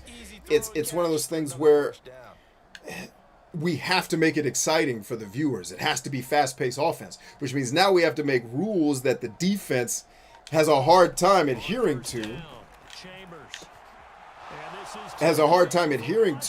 While also stopping the offense. So they start resorting to other types of tactics, which are dangerous and which can get people hurt, like trying to separate a guy from the ball when they change the rules to I can't hit a guy when he's trying to come off the line. Well, now all I'm going to do is play off of him, let him run, and as soon as the ball comes out, I am going to be a Scud missile coming for that guy's face. And I'm going to be coming at probably 20 miles an hour, full speed, to kill that guy. You don't think a couple of injuries are going to happen? Whereas if I could have just beat his ass a little bit off the line and forced him out of his route a little, then now there's a better chance that they're going to deliver the ball. I'm going to be on him and just wrestle him to the ground. Now we have a situation where I'm not playing off of him to launch at him like a torpedo. I'm playing on him and I'm fighting him. Like, I never understood why they changed that rule because literally you could wrestle a receiver to the ground back in the day. And I like that because it's like, that's a fair advantage to the defense who has to chase you. We don't know where you're going. You do.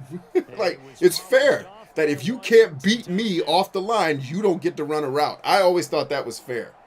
But it's like, train your receivers. Like, when I was a receiver, I was trained, you've got to be stronger than the man-to-man coverage. They're going to jam you. Punch that motherfucker in the face and get that. Like, I was taught how to do fucking MMA fighting to get off of fucking hits so I could get loose. But I don't know if that's not taught anymore. I don't know if... I don't know. I don't know the answer, but that's certainly the CTE shit because I am a sufferer of it, right? I've had concussions in football and in war. So I got it. Yeah, I'm a card-carrying member of the. You know, I don't have CTE. Let's be clear, right? But I have had concussions before. If I understand the CTE terminology properly, like I have been to a neurologist within the last 2 years for my injuries. Like, hey, am I okay? What's going on with me? You know, I get it. Being around heavy collisions, and then I was around a lot of explosions that just like imagine a fucking bomb going off 10 feet from your face. There's the concussion from that. It's tough, man. Fucks you up. They need any spark at this point. Yeah, boy, this defense Yeah, and Kaz says now that's holding or pass interference. Now it is. But it's like, well, then what do you want us to do? We're going to play off of you, and then when the ball's in the air, we're coming to kill you. It's our only recourse. And I think that a lot of the injuries started to happen because of the rule change. Like, look at rugby. How many people in rugby have CTEs? I'd love to see the statistics. Because these guys play more physically than football to a degree. In a way. Not exactly, because football is physical as fuck. Don't get me wrong. But it's because rugby is unpadded. The fucking wrestling that goes on can be intense. But they also don't wear helmets. Like, NFL used to not wear helmets too. But because it's a collision sport, I just wonder, like, if I wasn't wearing a helmet, let me put it like this, and I had to come tackle you, I'm going to do it very differently than if I have on pads that stop me. And I'm not saying taking helmets off is the answer. Because right now we've got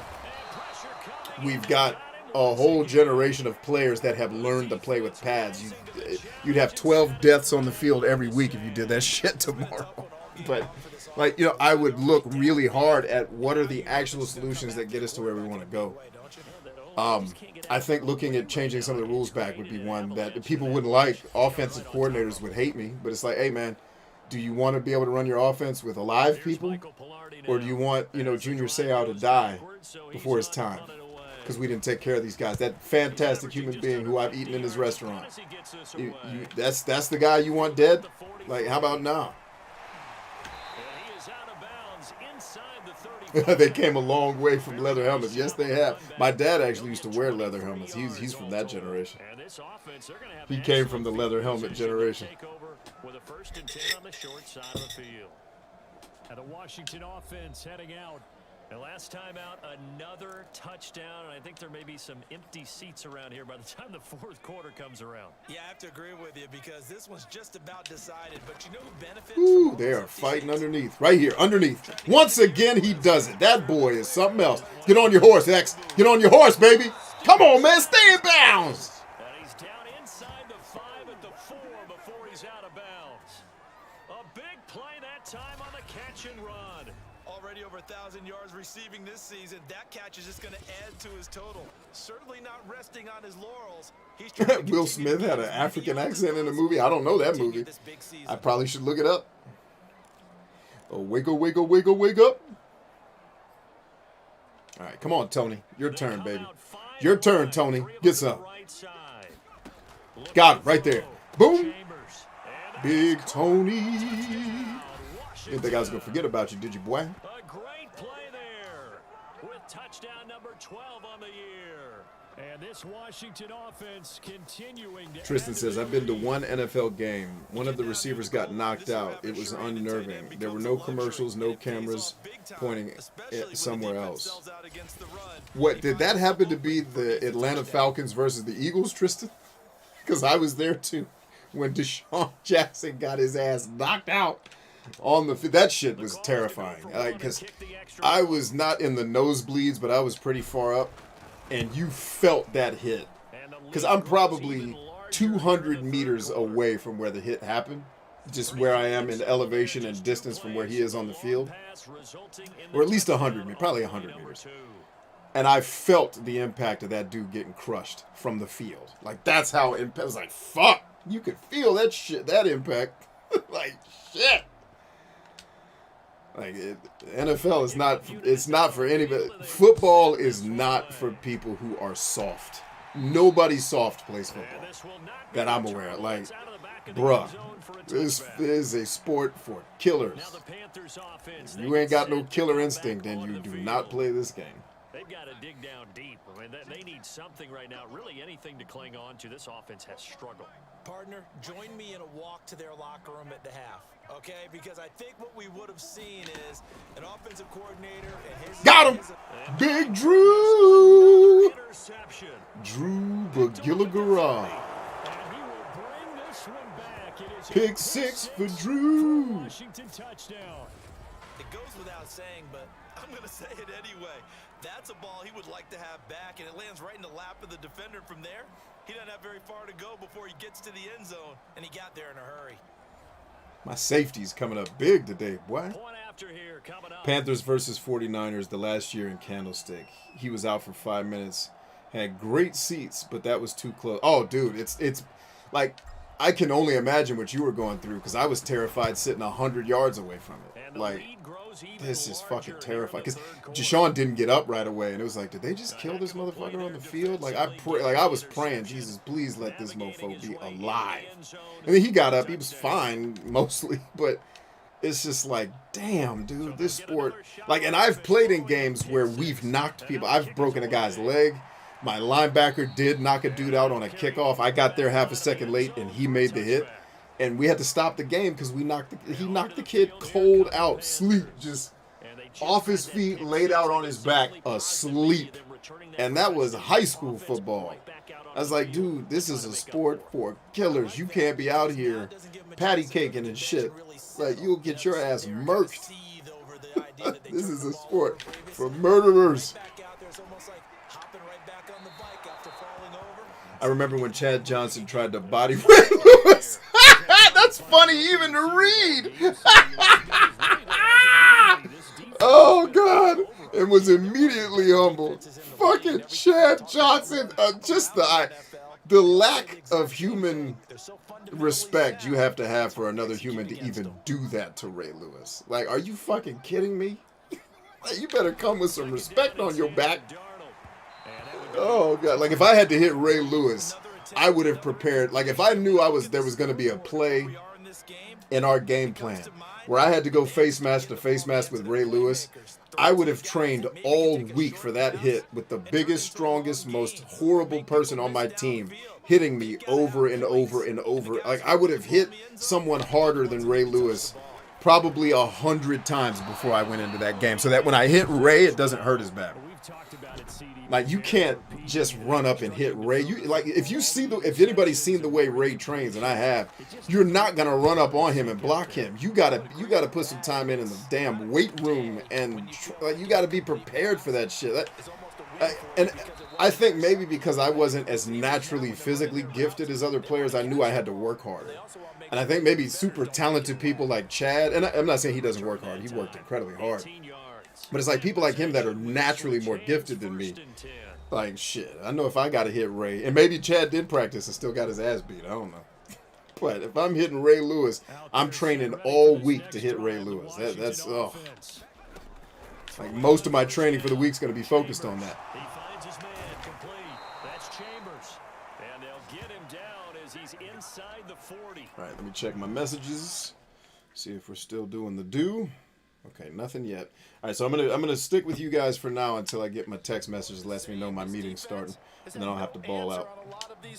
Because I got everything set up for the meeting ready to go. I just got to press play. So 1st and 10, and if they score on this drive, might have to start digging in our second half blowout. In, got it! Way to adjust!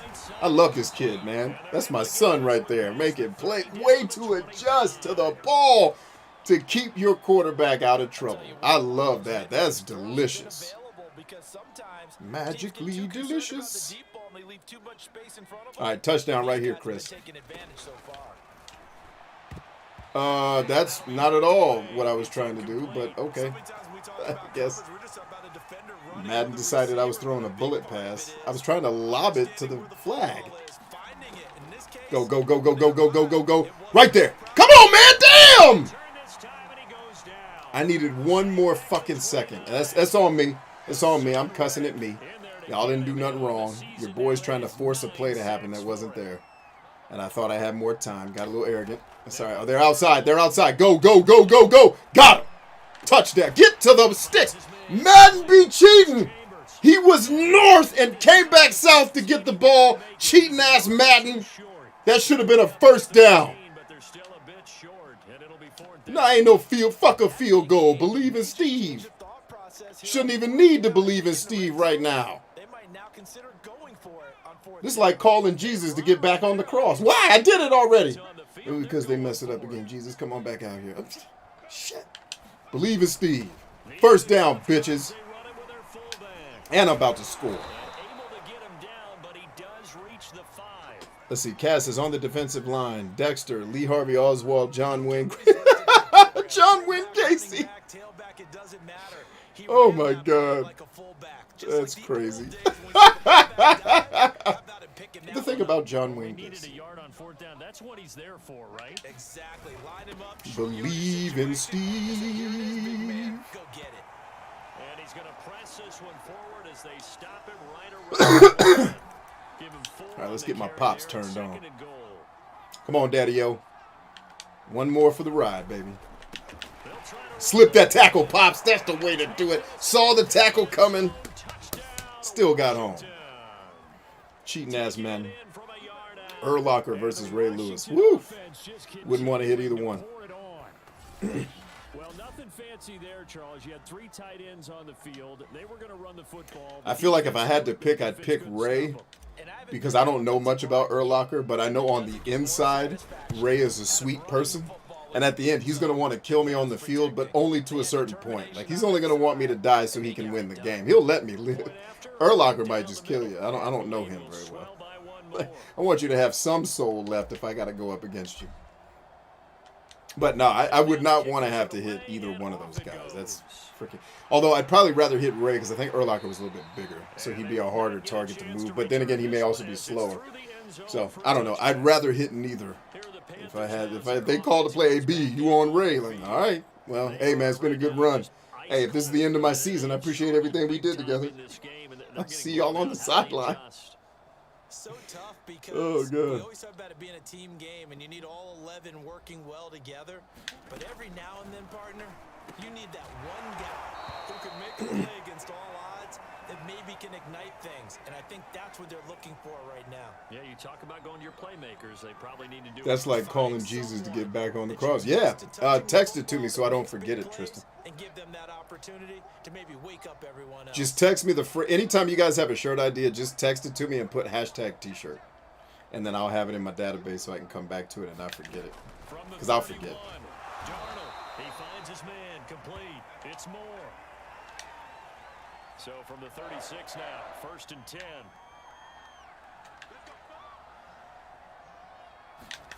10. Knew he was coming outside. Saw that. Knew he was coming left. That was too easy. Back to the 33.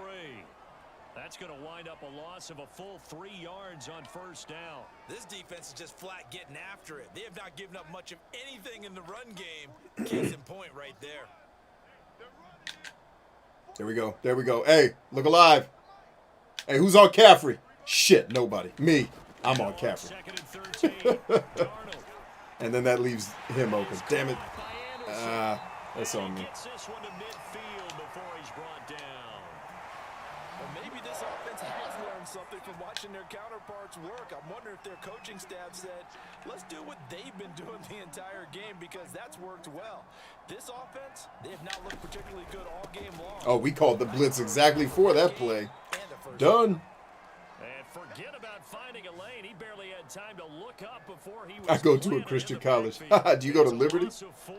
Bringing up 2nd down. Libertine. Yes, indeed. That play there, that reminds me of some of the guys that I played with. They have that suddenness, able to get into the backfield almost about the time the ball snapped and make a play. How about that tackle for a loss? Absolutely. He did a lot of that last week when he was named the NFC Defensive. Way to get home, Alex. One of the guys on the team would say, yeah, we called him the disruptor. And that's carrying forward again.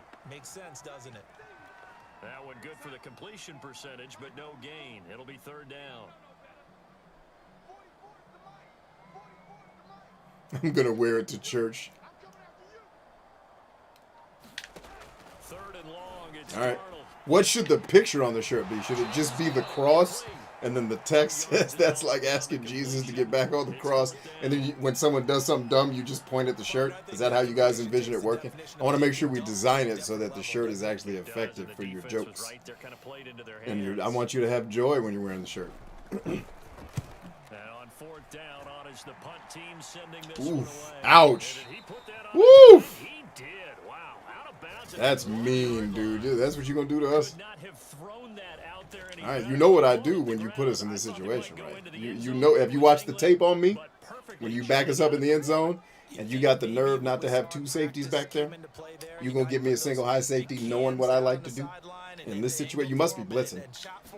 Oh no, not blitzing either? Shit. Touchdown. He's going to float this one deep right side. Catch it, Chris! Damn it! And oh, that nearly their first pick. Look at the ball. That's a catch. If you Down to the ground, never mind. incomplete. Let's just go back to believing Steve with his dumbass game. Cheating ass So Madden. many times defenses load up trying to get a safety when you're in this spot. How about taking the shot downfield, hoping to use their momentum against them?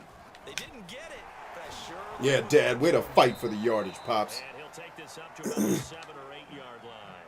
Let's go believe in Steve. 174 yards for him on the ground now as he has been terrific here this afternoon. Just need 3, Steve. Got him. All I needed, baby. Center field. Touchdown to Chris. Here we go. Watching that run takes me back to something a famous old coach once said.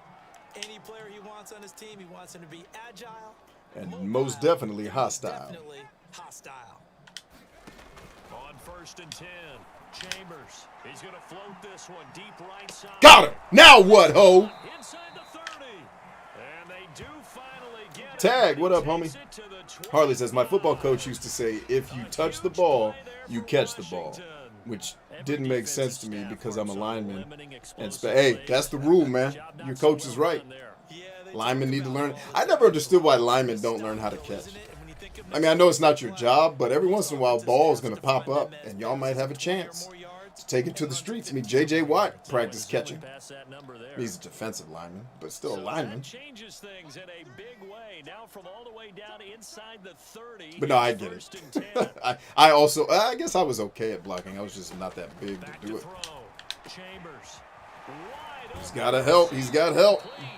And down he goes, taking it inside the 10, just shy Check of something the real quick. I 5 want to of the make sure I'm not 6. about to butcher this. Boy, how about this? Actually, the guy I'm meeting with is the guy I just threw the ball to. Let's see.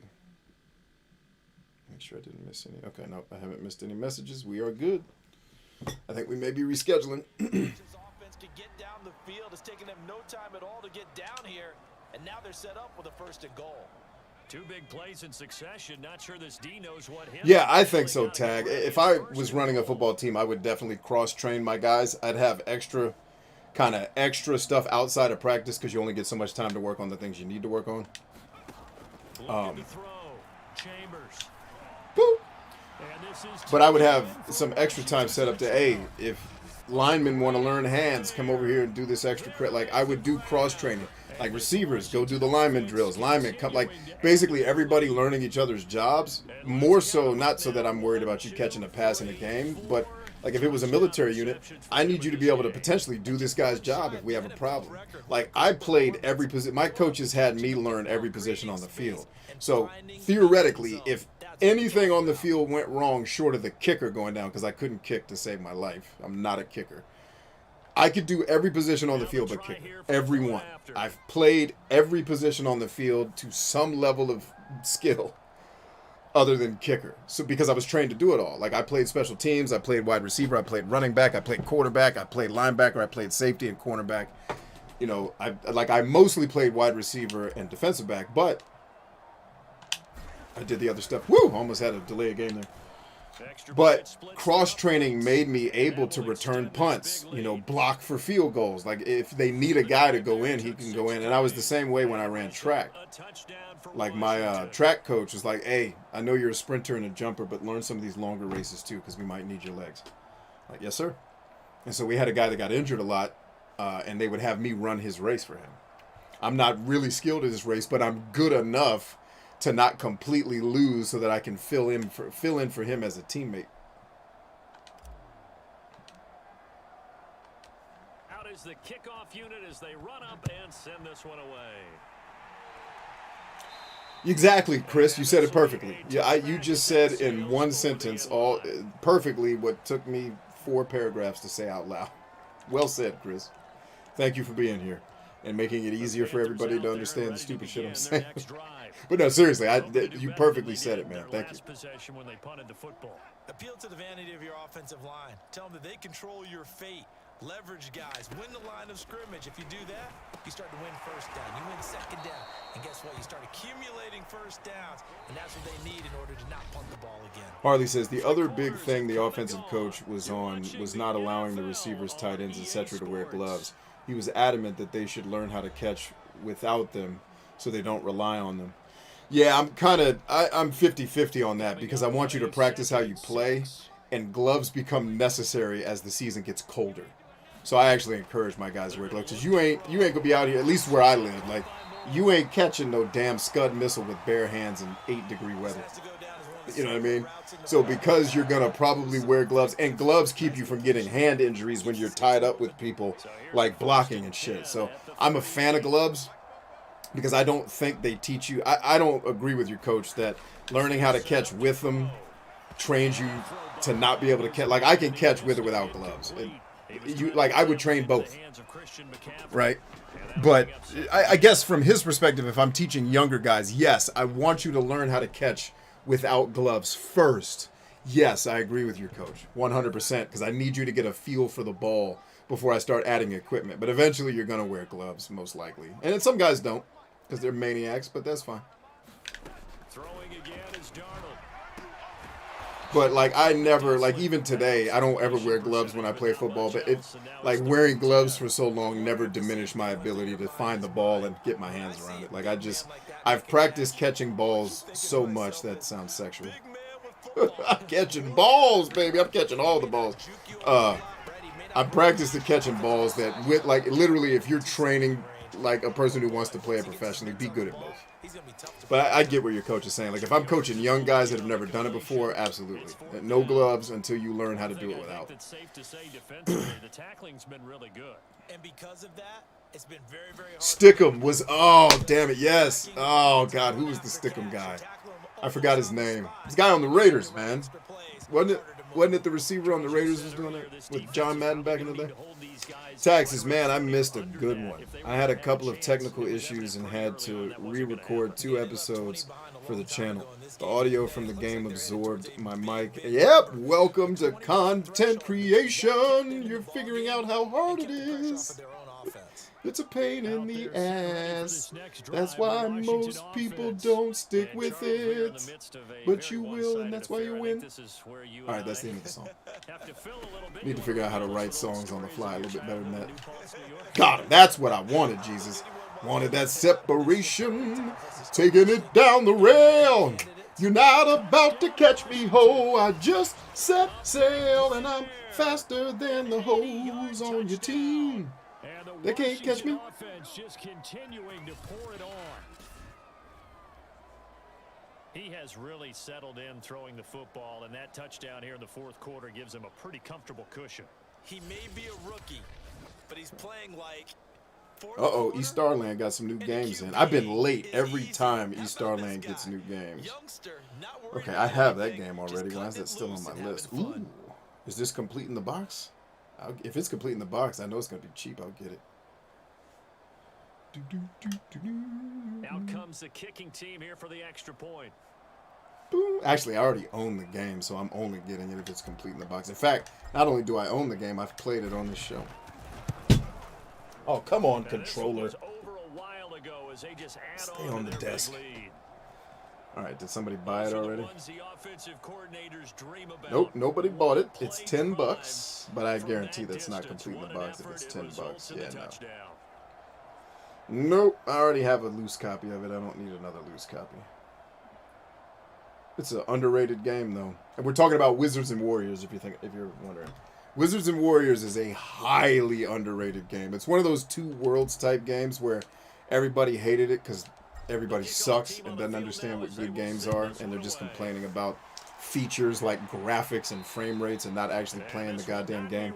Wizards and Warriors is one of those where it was weird So I think a lot of people are like, this is dumb, but when you get into it and like you get to your first boss fight, you realize, oh snap, you can actually level up.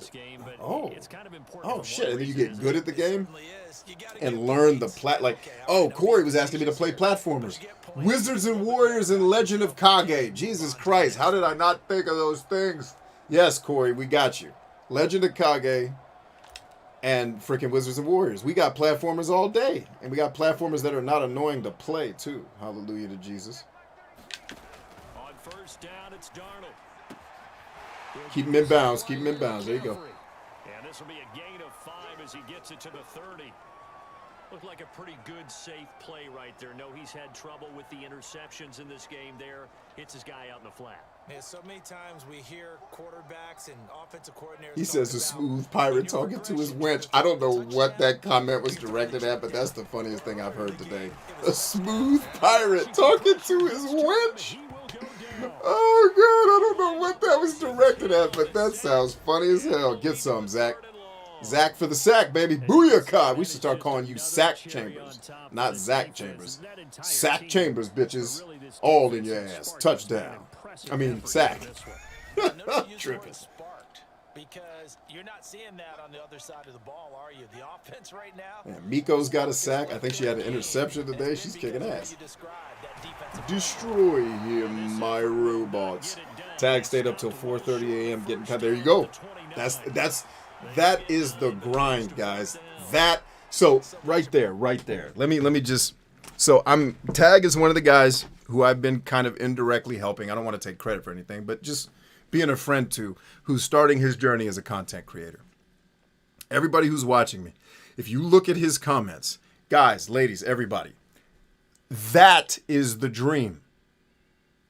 Do you get it? Like, everybody thinks the dream is, oh, when I get 1 million followers and I'm making $7 million a year because I've got ad revenue coming in and I've got all these brand deals. You guys just heard that we're working this brand deal with GameStop, which I'm excited about to see where it goes.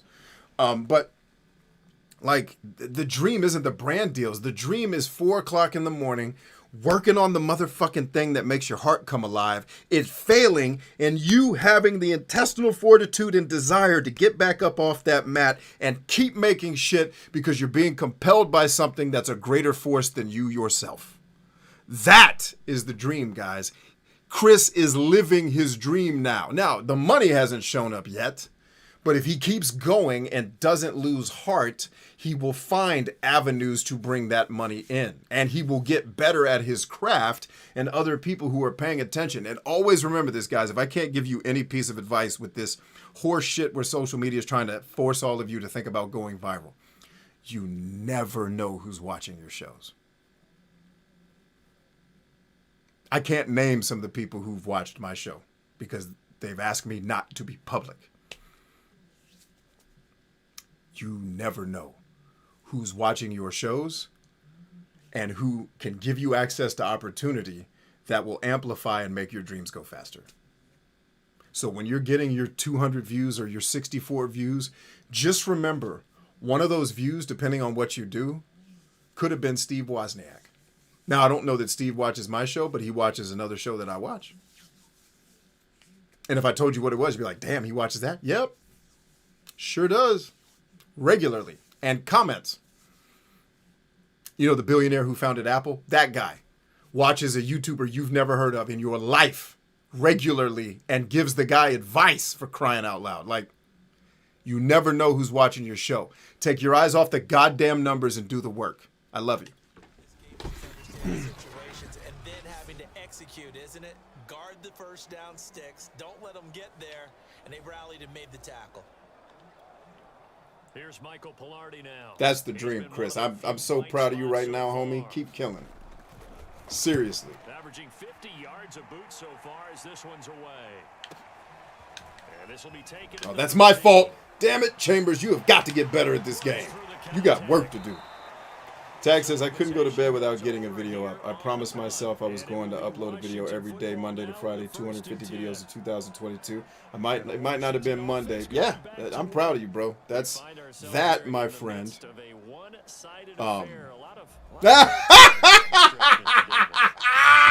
Oh, shit. One of my boys who's watching the show just commented. What up, B? Oh, God. Oh, my dude. My dude, I love you, brother. Oh, shit. Yeah, it really is. Is it going to be a runner? Is it going to be a thrower? Can a defender finally win? Oh, damn. Brian, I sent you a message on text like 2 months ago that never sent. I'm just realizing that happened. Oh, I love you, brother. Thanks for chiming in. Yeah, like I'm getting ready to get a penalty, but I don't care. I'm talking to somebody I love. F this game. I literally just saw the text message I sent you 2 months ago, B, and it didn't send. Like I was telling you, hey, I changed my number. I've been off the grid because shit's happening and I'm trying to be the next trillionaire or whatever. And it's like, yo, my bad. Hold on, guys. I gotta take this message. This is one of my favorite people on the planet.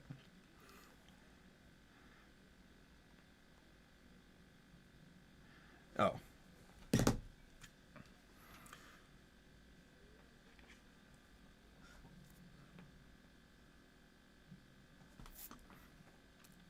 All right, where's my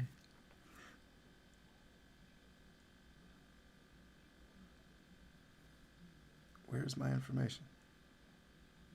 There we go. That's not it. No. Does anybody know my phone number and can tell it to me? Like that's how ridiculous I am. I don't even know my own number.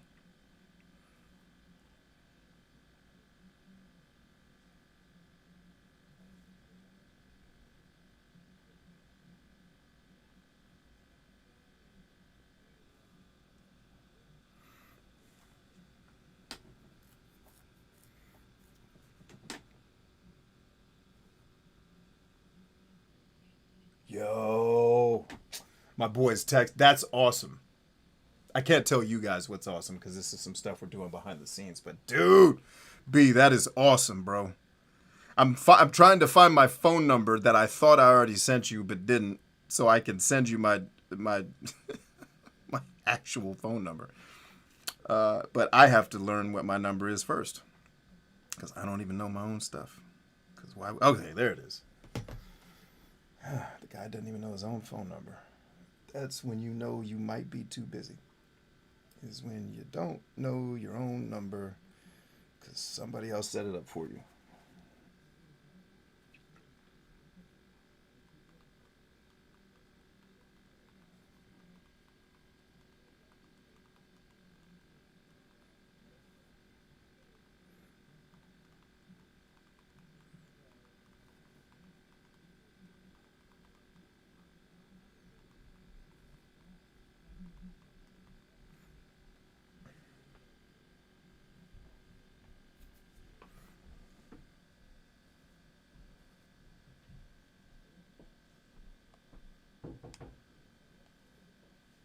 Is that for me or Nana?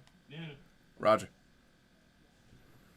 Hey, did you ask from when I'm gonna graduate and when I went to school? Roger that.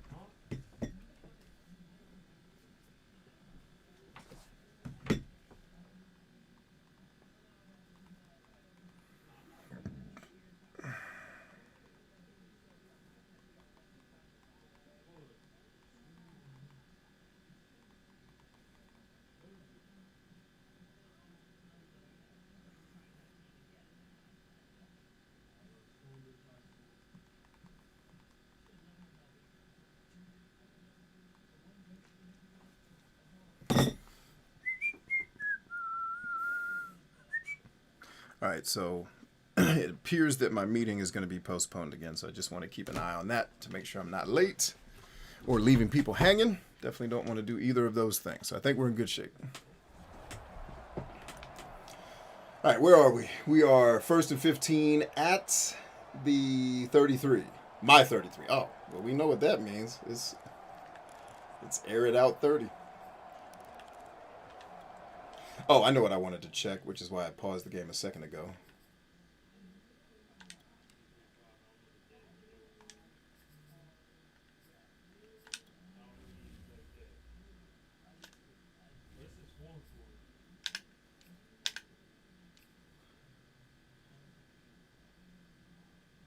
Okay, so he's going for 265 today. Okay. 5 targets for 265. He's good. He's good. Now they need 15 yards on this series after the delay of game. 1st and 15. All right, what do we need? What do we need? Who's where? All right, let's look for... Oh, you finally gave me 2 safeties. You finally respected my offense. And you rolled one of your safeties over in coverage. There's no way he's going to catch up from that. Get off me. Come on, baby. Come on now. What are we doing out here, Jesus? Yeah, take a nap in the end zone, baby. That's where you belong. That's your bedroom. Continuing to add to their lead. So another score there, and often you talk about the 3 phases of the game: defense. Yeah, Chris, I'm real proud of you, bro. That last, I don't want. I'm gonna read that message for me internally. I'm gonna read it out loud because I think it's inspiring. You said, "I went to bed.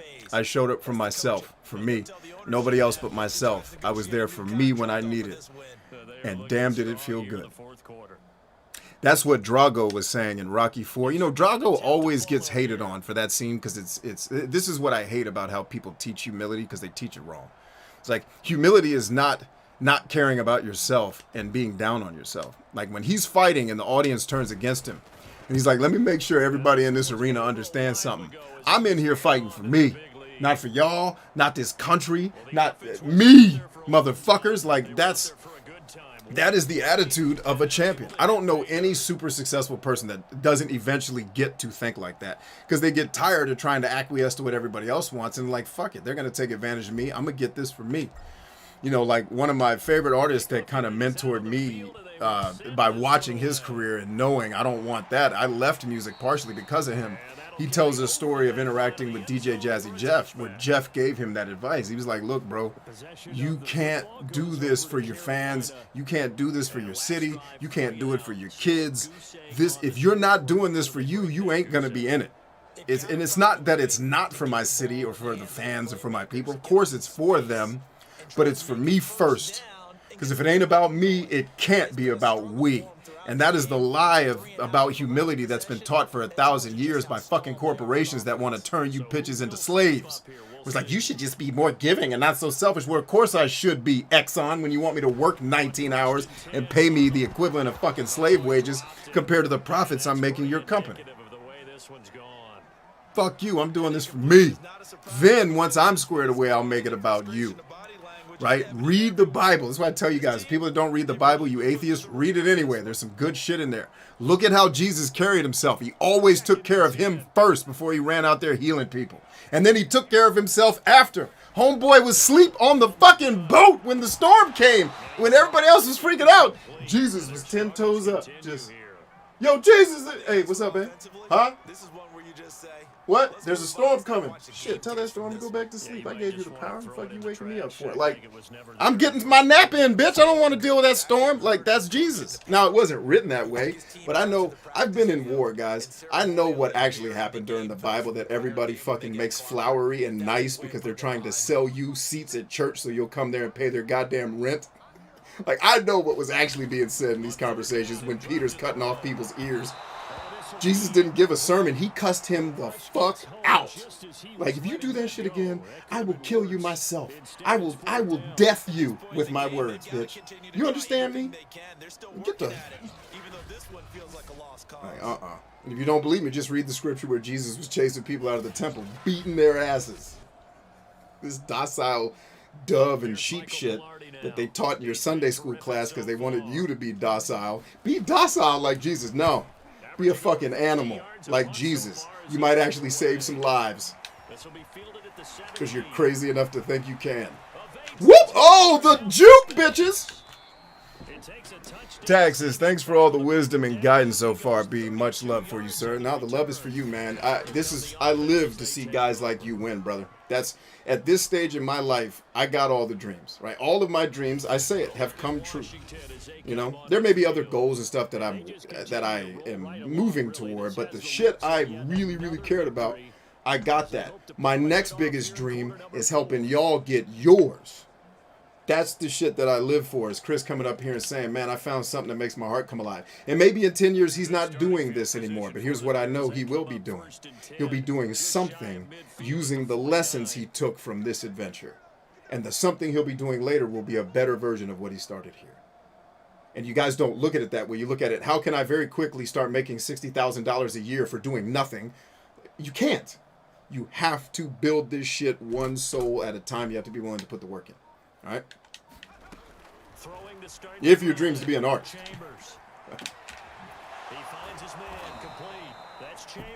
Tag says, it's an honor to be able to rise to the Warriors calling again, shake the rust off, and realize my blade needed more attention than I was giving it. Yeah, we all get there, man. I think every warrior, every person who's being honest, will admit that to a degree we're all there in some way, shape, or form. We could all be better. I know I could be better at certain things. I'm working on it. You know, like I'm working on being more sympathetic. I'm incredibly empathetic, but I have little sympathy for the social norms of the world. But I realize I live in a world where people have those social norms, and out of respect, I try to learn them. And like when you hear me say on my show, I'm out here talking to, you know, brothers, sisters, and others. I'm trying to show respect that there's people who don't want to be called brother or sister. Now, I don't understand everything about it or how it all works, or the people arguing about biology over identity or whatever the fuck. But if you want to identify as a dolphin, get out there. Fuck it. I think being a dolphin is better than a human anyway. Shit, you might be onto something. I might identify as a kanga goddamn roo as far as I like. I have a pouch on my stomach that I can store shit in. Fuck yeah, kangaroo, bitch. Yeah, but the point is, I want to be more sympathetic to the things other people think. Now, I'm not gonna change who I am as a person. Hopefully, we won't have to. But you try to be sympathetic. Like, this person feels a way when this happens. All right, I don't feel that way, but empathetically, I can understand how someone can feel a way. So have some, you know, more sympathy. That's one of the things that I decided to work on, because I've seen a lot of brutality. So my threshold for pain is higher than most people, which means I can walk into things and talk about things that other people, and this isn't me bragging on myself, it's just the reality of my experiences. I can talk about things comfortably that terrify other people to even think about, because I've seen it, you know, and I understand that triggers some people to think about the things that we do. So it's like, all right, I'll be sympathetic, you know, and I need to be more mindful of the environments I'm in. Like, I had to be really sympathetic to TikTok, because that is a platform for people who have the exact opposite social energy as I have. TikTok is very young, and it's very feminine. Now, I don't mean male, female. I mean masculine, feminine energy. Men and women have both. It's a very feminine, young platform. I'm old and very masculine. It's oil and water. So in order for stuff to work there, it's like, okay, I need to be sympathetic to the platform is going to say things like, you have to keep people safe because we're all weak here. Well, doesn't mean they're necessarily weak always. Certainly, trying to keep people safe will create coddling and weakness, but it doesn't have to if we have enough people there also helping people be strong while they're helping people stay safe. And then what we have is balance. Instead of two people in conflict, we work together and work it out. You can get there when you have empathy and sympathy. You know, I don't have to like it. I don't like that I have to change my, you know, my delivery so much. But if I want to be effective, that's the adaptability you have to have. Gets big yardage and puts points on the board. They have pride too on that side of the ball. Which is also why, going back to the self-care and self-love, why I started making less things there, because I don't enjoy it. I don't really enjoy the interactions there the way I do here. So I make less so that I have less interactions, and usually the interactions I have now are with the people that are pleasant, you know, and not hypersensitive with certain things. There you go, defense. Tag says, dibs on Robo-Dolphin body when the apocalypse hits. I want to transform a robot body. Yeah, we need to be able to live in the ocean. I think robot dolphin's a good call. So now 2nd and 10 after the hey, blitz coming from Lou. Blitz coming from Lou. Push to the right. Push to the right. Push to the right, you idiot. What are you doing? I'm yelling at myself, not the guy on the field. There we go. Again, he'll drop to throw. Way to get home, Zach. You gave Drew enough time to get where you needed to be on the field. Well done. All right, Miko, this one's for you, baby. My wife's going to get a sack right here. Watch this. Come on, Miko, get home. They blocked her. Come on, Miko, you're better than that. Don't let them block you. Tackled inside the 40, not quite to the 35.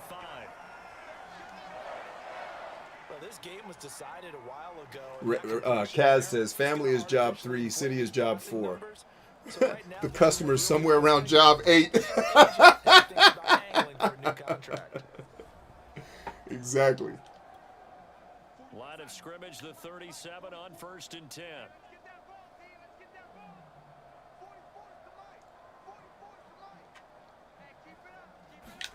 To the air again, Darnold. Woo-hoo. Tag goes on to say, I use TikTok differently from the majority of people, so let me preface with that. But I found you from TikTok. Then the rabbit hole of fix your own shit dude started. And here I am. That makes sense. They haven't been on the same grease board when you draw plays up. They haven't been on the same Surface tablet that you look at on the sidelines. Nothing's worked for Yeah, way to blow him up, Zach. Hell yeah.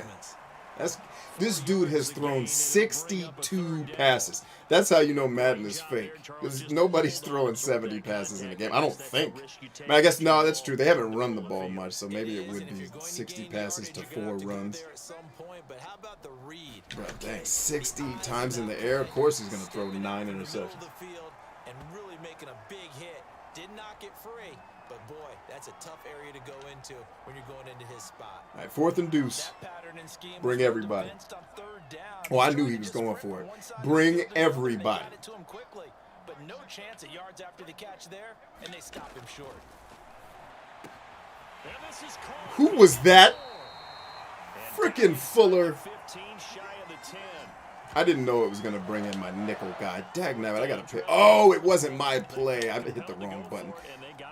See, I went with Madden's call, and we lost because they switched personnel to make that play possible. That dude can't cover like we can.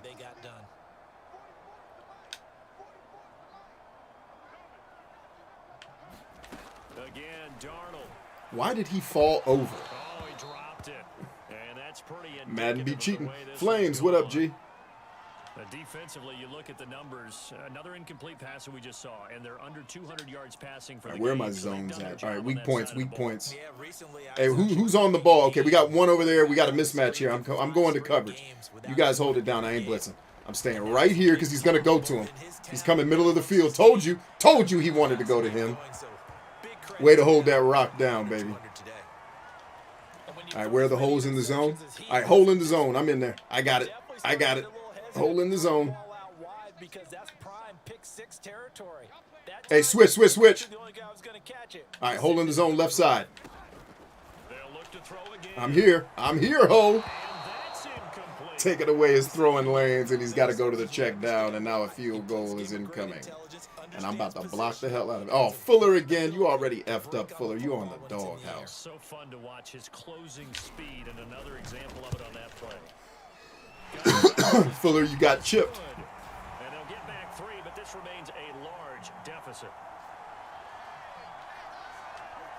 Well, he was a spectator for much of this game. This is his first field goal opportunity of the entire contest, but he's able to connect.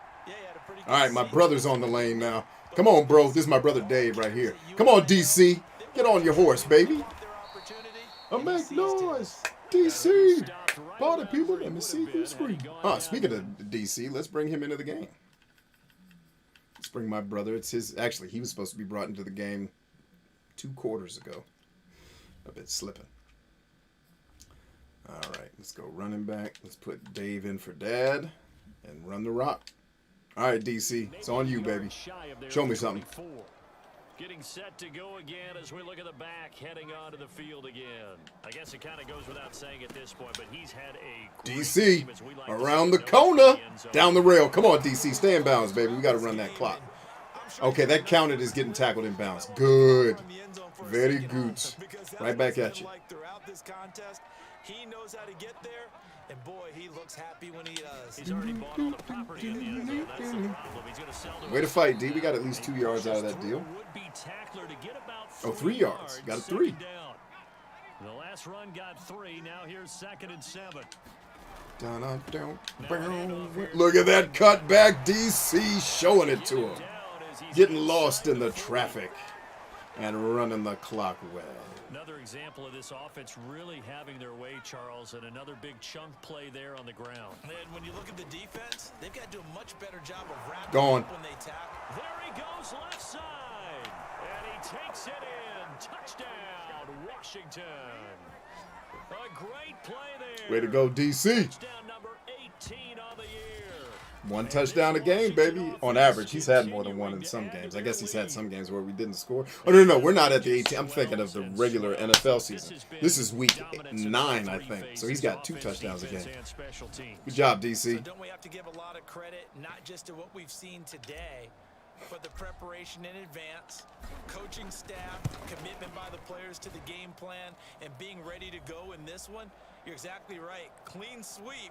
And, boy, they're going to celebrate this one after it's over. And on the other side, this is the game film you just flush and never go back and review.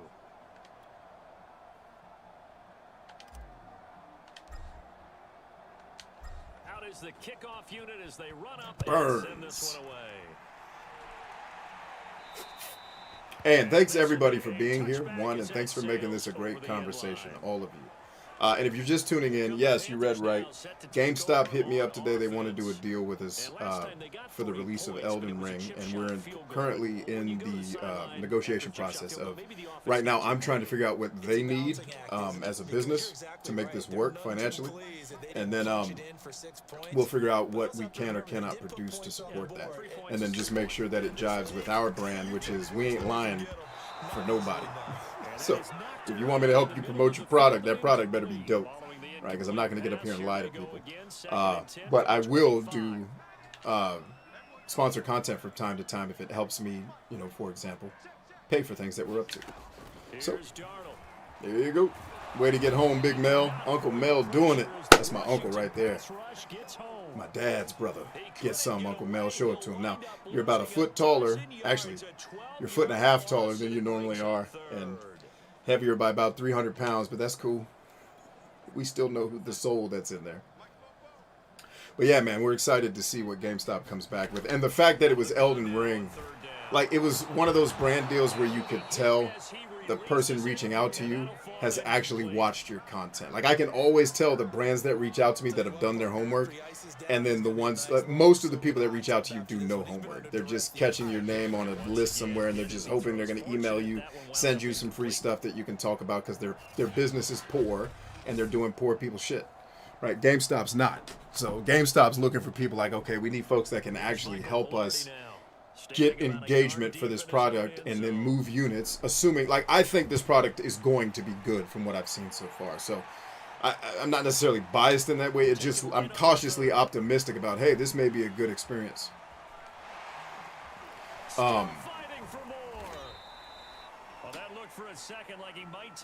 But anyway, like, I'm excited about it because it's something that I've wanted to do, and I actually was thinking about reaching out to From Software to do it, but GameStop got to me first. So I was like, all right, let's, and then, I still got to figure out what they want. It may not be as big as I'm making it, so we'll see. But it was exciting to, every once in a while you get brand deals with Square Enix or Activision or GameStop, and those are fun to deal with. It's the jive ass companies that are just trying to get their numbers up that are annoying to work with. And it's not that they're bad people; they just don't know how to do marketing, and they're engineers or whatever they are, and they're doing the best they can. It's like, can I get somebody to talk about this? Can we send them some free product? And when you're a person who's done this for a long time, like, you don't really have patience for that type of amateur shit. Like, it's just like, dude, if you're gonna waste my time reading this email, at least have watched a video before you tell me you love my shit, and then you ask me to sell, tight women's bikinis when I am not a sex brand. Like, I don't sell sex appeal. Have you looked at anything? Never mind, you didn't, because you suck. Throwing again, Chambers. And I've helped lingerie brands, just not with my brand as the platform. Like, I can help your brand, just not on my show. And the Washington offense just continuing to pour it on. Like, I'm not against you trying to sell your panties, y'all. I just don't. You're not gonna. Nobody's buying. Oh, actually, My channel is directed at affluent dudes. They do by they are mostly the guys buying panties. Maybe the lingerie company was onto something. But no, I don't use sex at all in my brand. So I'm like, that's not gonna work. The minute I start showing bikinis, people are gonna be like, what the hell is this shit? This is completely off brand. This guy runs around in the woods with body armor on and does pull-ups. Like, why are there bikinis? Now, I guess that guy probably would be into bikinis too. Maybe they're onto something. Maybe I need a little more of that sympathy needs to kick in. But yeah, like Brian, we love all your content. Stop lying. Name one video I did. Yeah, exactly. Fuck out of here. You don't need to lie to get my attention, guys. Just tell me what you want and we'll talk about it. And I get that you're used to dealing with bureaucratic, cowardly type personalities that want to be talked to and that flowery horse shit that I think is just lying. But not this brand. Just come real, come correct, tell us what you want and we'll tell you if we can make something work. That's my sales pitch to all the brands who are watching my show, like Gamestop, trying to see if they want to work with me. Like, we definitely have the engagement you want. I'm just not going to sell bullshit trinkets to my audience because I love them more than you do.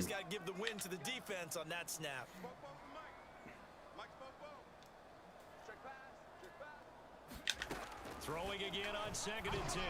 Darnold over the middle, and it's incomplete. Well, so far in this drive, Harley says that's how they sell Coke and Pepsi, haha. Actually, Coca-Cola was the first brand deal I've ever done in my life.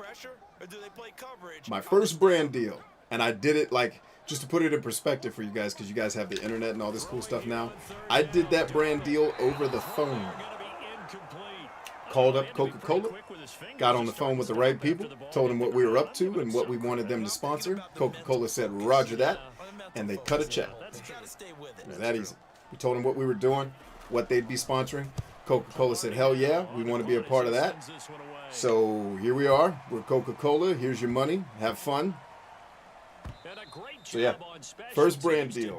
Coca-Cola. I had no content. I didn't have a social media platform. All I had was a phone and my wits. And I talked Coca-Cola into giving us money. And we used that money well. And then we did our thing and balled out. He said the football is roughly a prolate spheroid, which means it's going to bounce funny, and you never know where it's going to end up. Out there set and ready for this next drive, the Washington offense. It's over your head. Oh, come on, X! Nowhere to fit that football in. It's knocked away and incomplete. I mean, I know it's on me, man, but come on, babe. If we playing for the championship, you got to come home with that ball. Ain't no time for my bad. We can't all be on the ground. We can't both be on backside. Ain't no time for my bad. Beat your man. Beat your man. Beat your man. Beat your man. Yeah. That's how you beat your man. Now I'm coughing from screaming. Held it, ball. Look at this. Look at this throw, Jesus. Right to my son. Money. If I could have thrown it a little bit better, he would have caught that in stride, taken it to the end zone. But hey, I'll take it. What was that, a 65-yard play? I'll take that. All right, they're all balling out. Hey, there they go. Boop. They're all balling out. That's going to leave you wide open, homie. Touchdown. Now, admittedly, if I didn't have the offensive line that I have, none of this would be happening. Because actually, the next time I get the ball, if there's enough time in the game, I will show you what Madden would actually be like if I didn't have my offensive line. To make some of these plays I'm making happen, they're only happening because I can hold the ball literally an extra 1 second. So basically, the entire defense was balling out to leverage the left side of the field because they thought I was going to go to Chris. And they didn't realize that I wanted to go to X. X was crossing the other way, so the defensive backs were going this way. X is going this way. And I was like, I just need 1 second for them to cross each other, and then I can let it go so they can't adjust back and catch the interception. But it's like, there's no way I would have had the time to do that under normal duress. I would have had to run. I'll show you. My offensive line and the wide receivers and tight ends I have let me as a quarterback get away with murder. I've thrown passes that should have never been caught that Chris just bodies the guy and catches. It's like, all right, that wasn't a penalty? All right, they didn't throw the flag. Hurry up and run a play before they throw the flag. Hurry up. Because once you run the next play, they can't throw the flag. Unit is out on the field, and they will send this one away. Tag says forklift champion boxes. So my cousin sent me a picture. He bought one of the forklift champion shirts for one of his friends. He put the shirt on. His buddy wore the shirt and sent me a picture. So it's the only 3 forklift champion shirts in existence are now on the internet. Like mine is here on the show. I have a second one in the little mini walk-in closet I have that's off camera in this office. And then he has the third one. And maybe you try and find one of those special plays from one of your better players, and maybe try and hit something big. And then I think Steve from Believe in Steve bought a Believe in Steve shirt for his wife. Big Patrick coming up big with the pick. Come on, get to the end zone, P-Dot. Oh. But Steve bought one of the Believe in Steve shirts for his wife so she could wear it around. I was like, that's perfect. You should just make her wear Believe in Steve t-shirts for the rest of her life. She's like, babe, would you wear this? Come on, let's wear it to the wedding. Come on, I can't wear this to the wedding. Yeah, you can. Come on. Get in the wedding. All right, is this my dad running this route or X? All right, but being down this big, you also take even more chances. And in this situation, that hasn't paid off for them. Oh. I was trying to go back in the end zone, not there, but some of my timing is off. All right, so let me show you, actually. No, wrong play, wrong. After the incompletion, here's 2nd and 10 from the 20. Washington now getting okay, so the way that other play I just ran where I took time, I wanted to show you what it would actually look like if I didn't have the best offensive line that's ever played football in the history of mankind. So basically what these plays would look like is, all right, let me read the field real quick. All right, I got 2. They're going to break out to try to take away the slants. That's obvious. They've got a guy in the slant position to take away the short slant. So the far slide slant, I got to figure out which way is the defense leveraging on the field. So I'm going to snap the ball, figure it out. All right, they're going left. I'm going to this is how I would have to run these plays. I'd have to run for my life and do that. Because there's no way I'd be able to just stand there and be like, okay, let's see how long it takes him to run across the field. Like the time I'm buying by staying in the pocket, like that's how those plays would have to work. Is I hold the ball, soon as my protection breaks down, I got to get out to just buy him, and I'm basically running to buy him, X my son.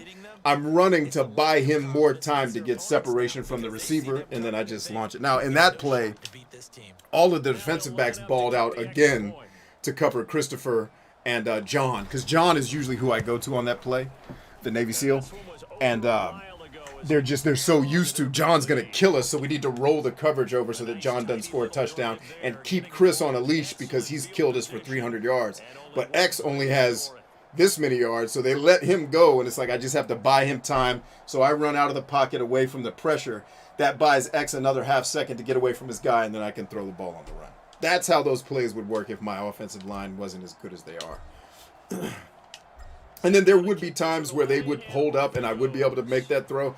But anytime the defense runs a blitz or anything like that, I'd be out of luck.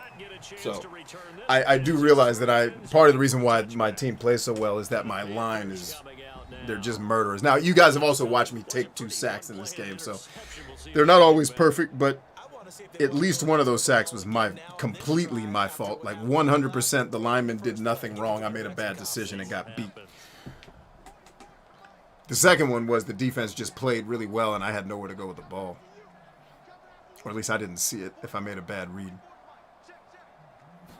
Try to shake off the interception. He's going to be dropped following a pickup of 7 past the 30 to the 32. They like going to him in the slot. He catches another one. I think this comes under the heading of until they stop him, why not go back to him? He has something going really well. Great working relationship with the guys throwing the ball, and they keep making the connection. Just 2 minutes from Harley says, can y'all help me with a line? I want to say something like, if you threaten her, I will bring death and destruction. Did I miss Harley's having a problem with somebody? Did Harley have another comment up above about somebody harassing him?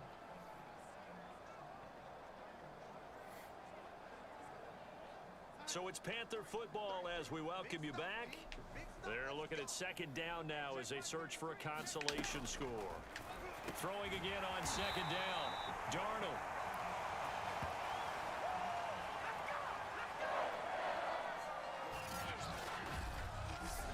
Yeah, Harley, I'm pretty sure what you just typed is verbal assault. I wouldn't do that.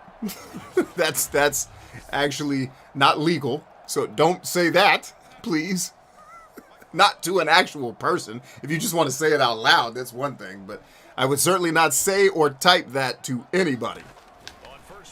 Especially because I can imagine the person you're wanting to say it to sucks. They're not going to take it and be like, well, I need to change and become a better person. They're going to want to fight. So, yeah, don't commit verbal assault, Harley.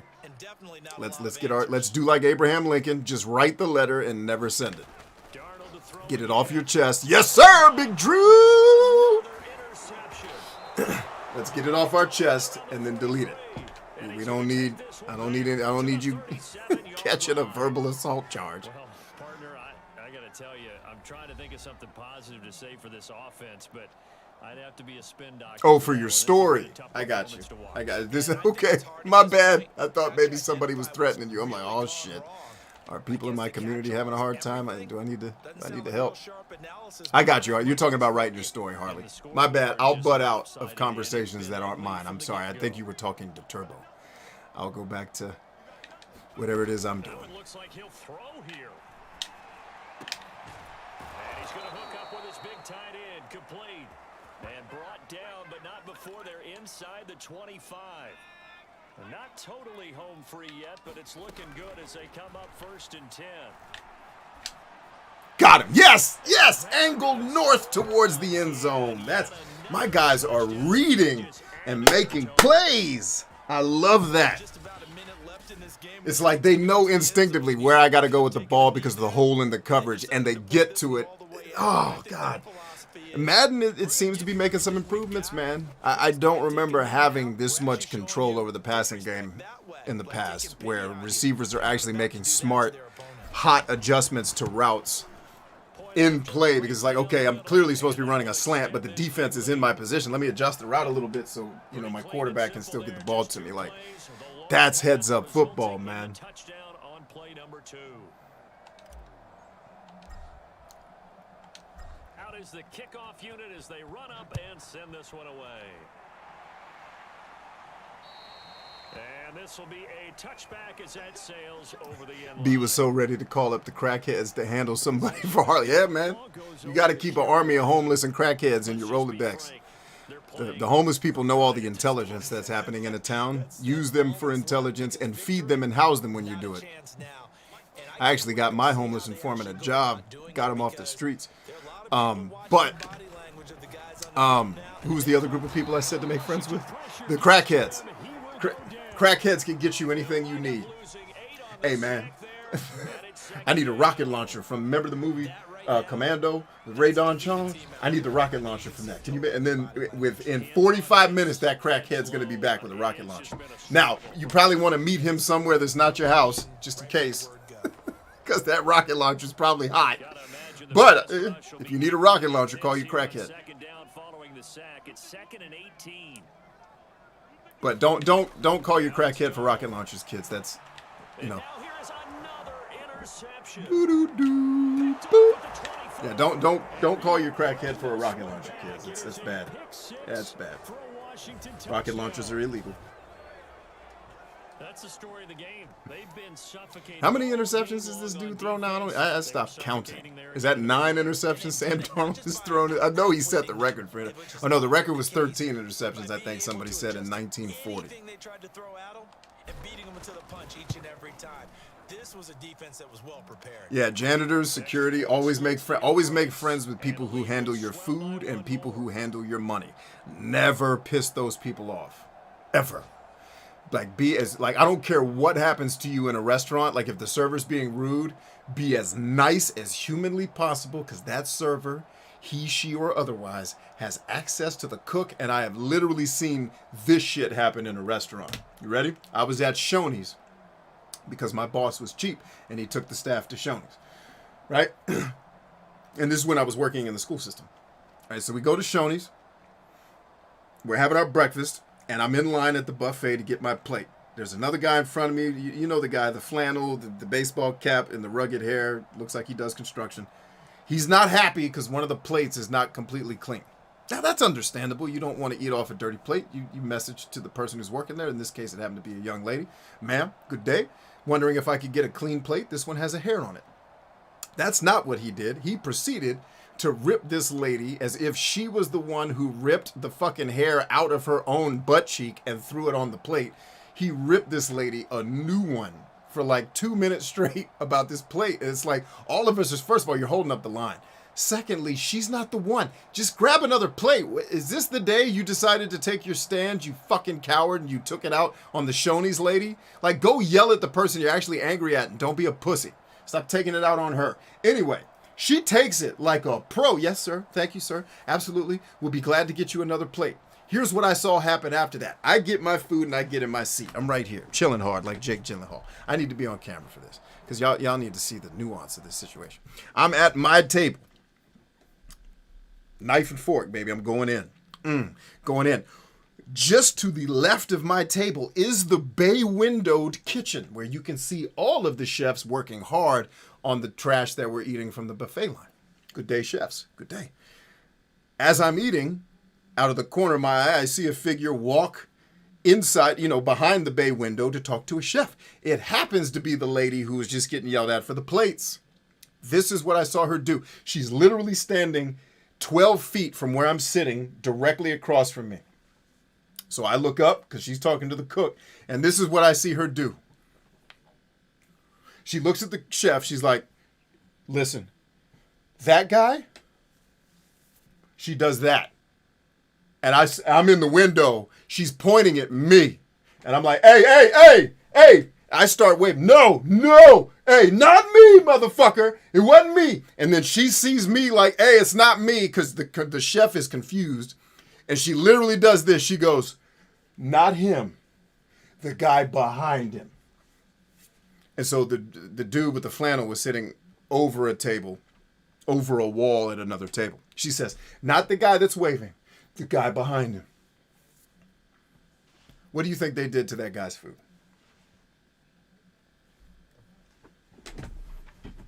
You better be nice to people when you're at the restaurant. Because I'm sure that dude ate all kinds of things that day. He'd probably want to hang himself if he knew what they put in his food. Don't F with people that handle your food. And I've seen that happen so many times. And I'm like, these are humans who are obviously at the end of their psychological rope. Because everybody's got to be smart enough not to yell at the person who has control over what goes on your plate. You have to be smarter than that. And I'm like, what are they teaching kids in schools? We're losing.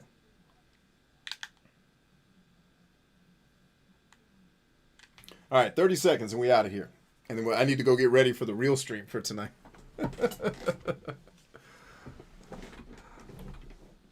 He says, no, not Shoney's. Yeah, Shoney's, motherfucker. That's where my boss took me for the Employee of the Year lunch. Shoney's, motherfuckers. Oh, Shoney's. Oh, hold on. I'm supposed to be back in the game. I'm in here laughing and giggling with y'all. Are you trying to go deep? You trying to do a little something at the end of the game, boy? You ain't doing nothing. You threw less than 50% of your passes complete. And you threw 80 passes. Or a little bit more than 50%, I'm sorry. Like 51%.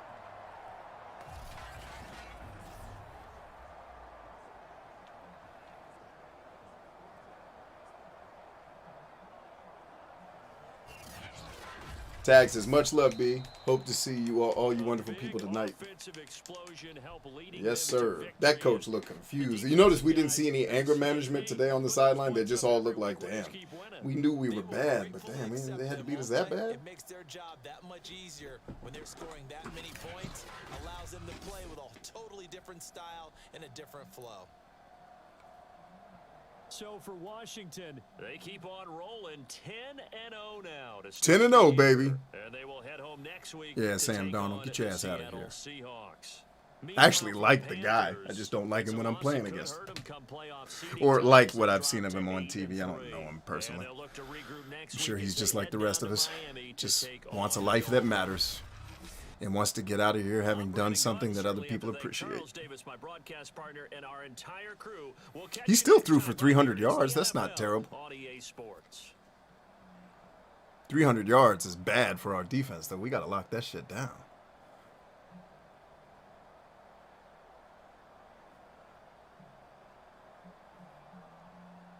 He said when she left, I called the toe. Yeah, people are silly, man.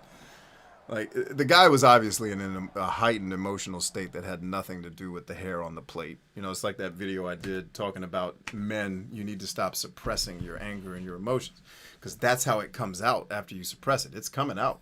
It's just when it does come out, it's going to come out in a way that you don't want it to. All right, let's get up out of here, and then I'm going to go have some dinner with my family, hang out with my kids a little bit more, and then I will be back for our normally scheduled 9 p.m. Eastern Standard Time normal game therapy show, where tonight we'll be playing God of War. Should be back by 9. The fact that it's 8 now leads me to believe I might be back a little bit closer to 10 after I get all the stuff squared away with my kids and my wife. But either way, we will be back tonight one way or the other. And if that changes, you'll be notified on Discord. All right, I love you guys much. We are stronger than I. See you back here in about an hour or two.